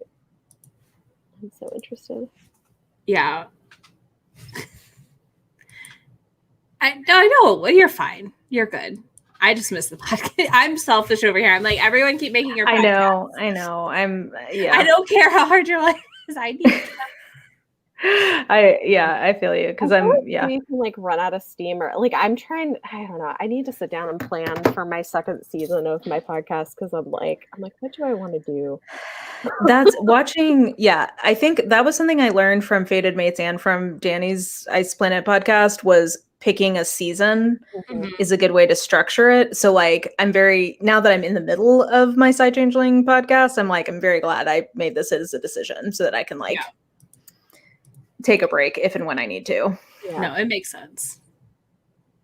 There you go. That's 50 cents a book. It's a good deal. I love the logic. That is a good deal. Yeah. Yep. We're not paying any attention to you. So no. That's the honest truth. But yeah, I said that to Jess earlier. I was like, I don't know, content. What's that? I go in phases. Like sometimes I have more ideas than I have time for, and then sometimes I'm like, what? And that's the problem. I'll have more ideas than I have time for, and then I'm out of ideas. Yeah. And I'm like, right now I'm in the out of ideas, which this is my video for no video tomorrow. This is it. I was like, I'm not double booking myself. I'm on like semi break this month, but I'm still doing a video on Sundays. But I think I've already figured out like how I'm going to progress because I have a lot of ideas, but I think I need to move in different direction than I've been in. I don't know, like to do things that are more creatively exciting to me and not just like things I know people want. So like threading that needle is difficult. Literally, like, seriously, do I need to make a book creator support group Discord? I mean, that would be useful. Just to like, I mean, we have that somewhat in the romance group, but like let's see what I can do. It's hard because it's also like sometimes the things I want to make are not the things people care about watching. And I don't know. It's like finding Heather, you're insane. We know this. How? Wow. Yeah, that's the thing. I do too, but I looked at it and I was like, how many of these things are I'm actually excited about versus it's just like kind of going through. That's a whole other live I was going to do, and then life got chaos. It was like goal setting on YouTube and your book channel, and then also just talking about like deciding to make content, what to do, editing. See, I like editing. I'm weird. I like editing too. Oh yes, I'm not weird here. I usually say everyone's like, "What?" And I'm like, "Yeah, no, it's fine." I enjoy it unless I'm just like super stressed and have too many. Like I think it can. Yeah, it can pile up, but generally, I enjoy editing. If they're gonna happen, Heather, you know what happened in my life that was chaos. Okay, calm down. Yeah, I can't do audio editing. I'm no thank you. It's hard. Yeah, the summer slumpies are here, and I'm hoping we're exiting them here this month a little bit, and then I'll feel a little better about everything. I feel like things are getting a little better. Like July is just so, because I feel like people are traveling this year, and they didn't last year, so like views have been down. Exactly. Like when I'm getting a video together, like notes, no thank you. No thank you. Editing, I'm like, oh, I already have this thing done. I just have to make it happen. Danny, I just realized I can't DM you, but I just tweeted you much in the same spirit of how I got on this live of just like Twitter bullying someone. I still love that Jess was like, can I join to my poll? And then I made the video and you go, can I join? And I was like, I want to read a little bit more, and then I do want to do an episode on Ruby Dixon. Like, but you let me know. I will. I need to make time to read a few more things. You should have Danny on for Ice Planet Pod, and that would be perfect. Yes. Danny, do you want to join me and Mara at some point in the future when I get around to reading some more Ruby Dixon? Yes. We know. You just have to hire someone to do all the stuff for you, but the money you have to make to do that doesn't exist in BookTube. I feel like, maybe a little bit, but. Yeah, and Jess, I feel for her in terms of like, we need her. It's such a community service, her book community videos. Oh yeah. But they've got to be just a lot. Romacncelandia is a lot, so I can't imagine doing that every week. And only on one subgenre in the community. So like, I don't know. No. Like I'll watch the communities and I'm like, I'm glad I do this once a month. And I get to kind of cherry pick a little bit because some of the stuff just doesn't turn out to be much of a big deal. So that's nice. Yeah. It's a lot. I would get exhausted with it.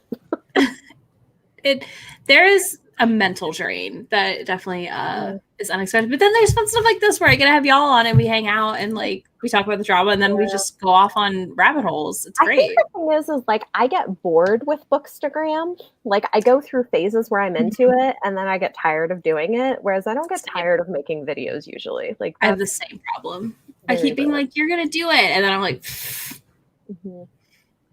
Although I have had like a little bit of a TikTok moment where I'm like, I'm having more fun making videos on TikTok. Oh, I can tell you love TikTok. TikTok videos. Yeah. They're so fun. I like them when I have like a good idea for them. But I don't just like generally, I don't know. Like they're not something I just do just because.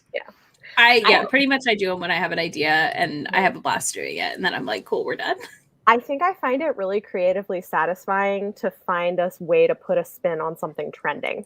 Like I find that really, really fun. So I do a lot of that.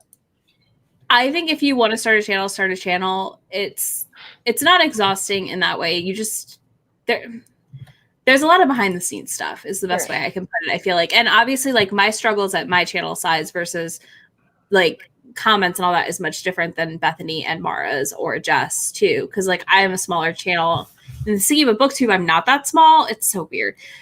I still feel like I'm a small channel, but you know, like it's one of those things where like the work you do is just so different depending.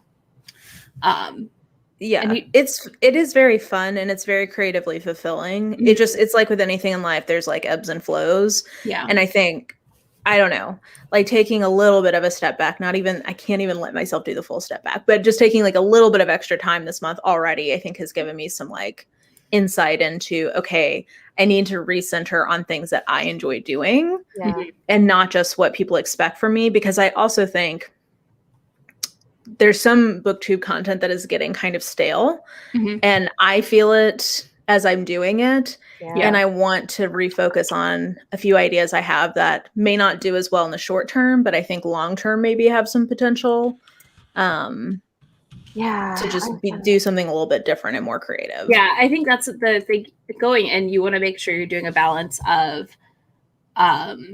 content, like staple content, TBRs, wrap-ups, all that stuff, just to get your momentum going. And like you just got to make the videos. Like that's the advice I give to everyone. She's like, I want to come back. I want to do it. You just got to make the videos. Just do it. Yeah. There's no, like, you can't sit, like you don't get comfortable on camera until you make the videos. You don't get used to editing until you do it. You don't 100%. Like know what your voice is, what your thing is until you do what you like doing. Yeah. I will say, okay, I have been getting tired. I've been getting tired of doing book hauls lately, but they get so many views and they're not hard to make. I'm just kind of bored. See, I enjoy those. Yeah. I still like doing those, but I'm getting not very interested in like some of my recommendation type videos, which I know people like, but well, and I like set myself up like I only do basically 2 rec videos a month, period. That's it. Because otherwise I get sick of them. I can't do one a week. That's like not an expectation I want my audience to have with me because I'm never going to deliver that. I don't like doing them all the time. Like I'll get an idea and then just like sit down and in one day film like 4 videos for a series of them, and then I'm done for a couple months. Like like, you know, that's the thing. You just have to like kind of plan out your content and go slow. And I've been getting into Notion. I do, thanks to Izzy's influence. And I am enjoying that as a good way to help because I have things planned out into 2022. Yeah, I use like a mix of Notion and Google. I'm all over the place on where I plan, but it is a lot of work, but it's fun. Like I think if you enjoy it, it can be fun. Do it for you. Don't, especially when you're a smaller channel. Don't worry. Like just do it because like you're not gonna. I don't know. You're not gonna get there if you don't just put yourself out there. Yeah. At the end of the day, I feel and the number one reason to do it is to make friends. Yep. That's by far and away the most enjoyable part of having a BookTube channel is meeting new people. You know, when shit goes down, having people to DM with and be like, holy fuck, did you just see this? That's Yeah. I see what, Jess, that's something that has been holding me back from doing some of the things that I want to do, but I always figure out how to film them. And I have tried to get better about like thinking of that as part of the fun or like the creative fulfillment of it is like figuring something out. But then I get annoyed that it doesn't look as good as I want it to look, but. Yeah, I mean, I love the creative process, the outlet here for the most part. I really like doing long form videos and like, I don't know. It's just so hit and miss whether they do okay. That's the hard part. It gets hard not to get wrapped up in the like the numbers game, I guess, to an extent. The performance, performance. Danny, I have a video up, and I highly recommend twirling pages layout. That's what I did. Yeah. Like, I think she has kind of a good setup there to kind of figure it out.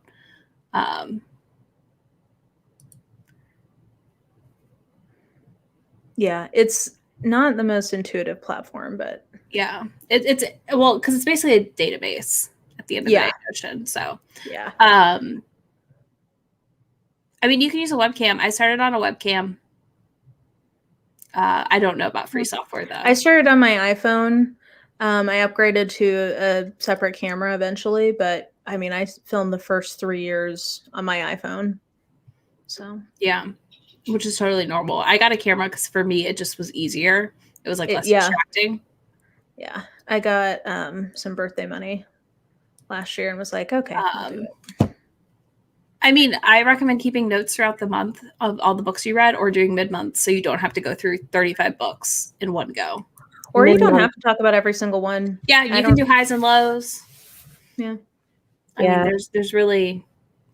That's the thing. It's like just because you see that that's what everyone else does doesn't mean that's what you have to do. I just think it's, I think there's a lot more options out there than you think for some of it.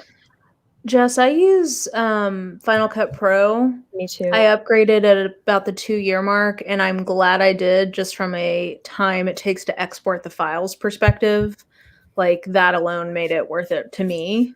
But yeah, I'm in Premiere Pro. I use the student discount because you can get that on Amazon. Nice. Without verification. Yeah. I don't like iMovie, and if I switch to a Mac eventually, I will probably just get Final Cut. Yeah, I like Final Cut. For me it was I had to switch my computer because my laptop I had been using couldn't handle Final Cut Pro, but then I had some money saved, plus I got like a payout from a legal thing, and I used that to buy a I'm like saving up for a laptop. Yeah, and then I now have like a fancy desktop Mac, and I use Final Cut Pro, and it's great. Yeah, but I think iMovie, I wouldn't say it's good. Like, it does a really good job, especially for free software. Like, well, and that's like there are if you like search on Twitter or Google, you can look for like Adobe alternatives, and it'll give you a bunch of different options for Photoshop, for video, all that stuff. So like Canva is really good for like, because I don't know how to use Photoshop, but I eventually upgraded to the paid version of Canva, mostly for like the photo editing tools, and it's been great. Yeah, Canva's really good for thumbnails. I switched to Photoshop because I wanted to do more than I could do in Canva eventually, but like there are limitations to Canva that I find frustrating, but for most people it's not going to be an issue. Like well, like I want to do some more like text that's not as aligned. I don't know how to say that, but and there's not really a great way to do that in Canva. Like, there are some tools they have to like curve things, but like I don't know. Yeah, there are some things that are hard to do. I don't know though. I like right now I just don't have the bandwidth to learn how to use Photoshop, but maybe eventually. Yeah, Photoshop, every time I've tried to learn how to use it, I've felt it's like one of those that I've never felt like I was good at. Like, I'm not that I'm like perfect at Final Cut Pro or anything, but like I feel like I have a pretty solid intermediate understanding of Final Cut Pro. Yeah. And I never could really even get to a beginner level of Photoshop. So yeah, I have 100% taken advantage of all my friends who are designers and being in a creative field previously to be like, hey, how the fuck did I do this? Yeah. And then they're like, boop, boop, boop. And I'm like, sweet. And then I do that. Like, that's pretty much it. And then I know enough now to like be able to follow the weird tutorials that are sometimes too complex. Right. I feel like if you don't know anything. Yeah. Like I started using Pocket Procreate to help with my thumbnails. Like, you can do like, you can write on your photos, which I like. So that's between that and Canva, that's made it work. But I feel like generally I would tell people, like, if you're just getting started, use whatever you have for free and don't worry, make the free best Canva, iMovie, or DaVinci, and you're fine. And then like if once you're into it, if you've been doing it for a couple of years and you know you want to stick with it, then consider upgrading. But like I didn't upgrade anything until I could pay for my upgrades with the money I was making. I upgraded about a year into making content, give or take, because I was just like, I want a camera. And I'd done it long enough that I knew I was sticking it out. Yeah. And that's and it's also like, it's a hobby, and if you have disposable income to invest in a hobby, even if you're not making it back from your channel, like go for it. It makes it more it's a new skill to learn. It makes it more fun, Yeah, and that too, like we're dual income, no kids. Like I could buy a camera, it was fine. Like, that helps. Loving I wish I was a dink. I'm a sink, but someday. I am not, but it's but yeah, and also actually, because I got a new camera this last year and we used one of our like COVID government payouts to pay for that. So yeah, I mean, it's, but it's also like my job. So it's kind of it's like an investment, and I'm now making income from it. That's going I mean, and that's the thing is I think you can invest before you make money, but just like do it once you're like committed. It's not a couple month fling that you're gonna just ditch. I think you can just use your camera on that's what I did on iPhone. Your Android. I would assume it's the same on Android. Yeah, but I think you just would use your camera. Who knows? But all right, it is like almost dinner time here. Yes. For all of us on the East Coast. Not, I think, you're an hour behind, Mara. So we'll wrap this up. I know we went on some tangents. Would it be a live stream if we didn't? No, I love it. But I'm hopeful. Hopefully we're helpful. But yeah, thank y'all so much for joining me. Thank you for hanging out with us. Thanks to Jess. Yeah, thanks. Yeah, sorry. Very merch. I know.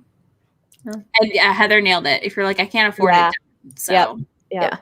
Exactly. But yeah, have a great Saturday night, and we'll see y'all soon. Bye. Bye.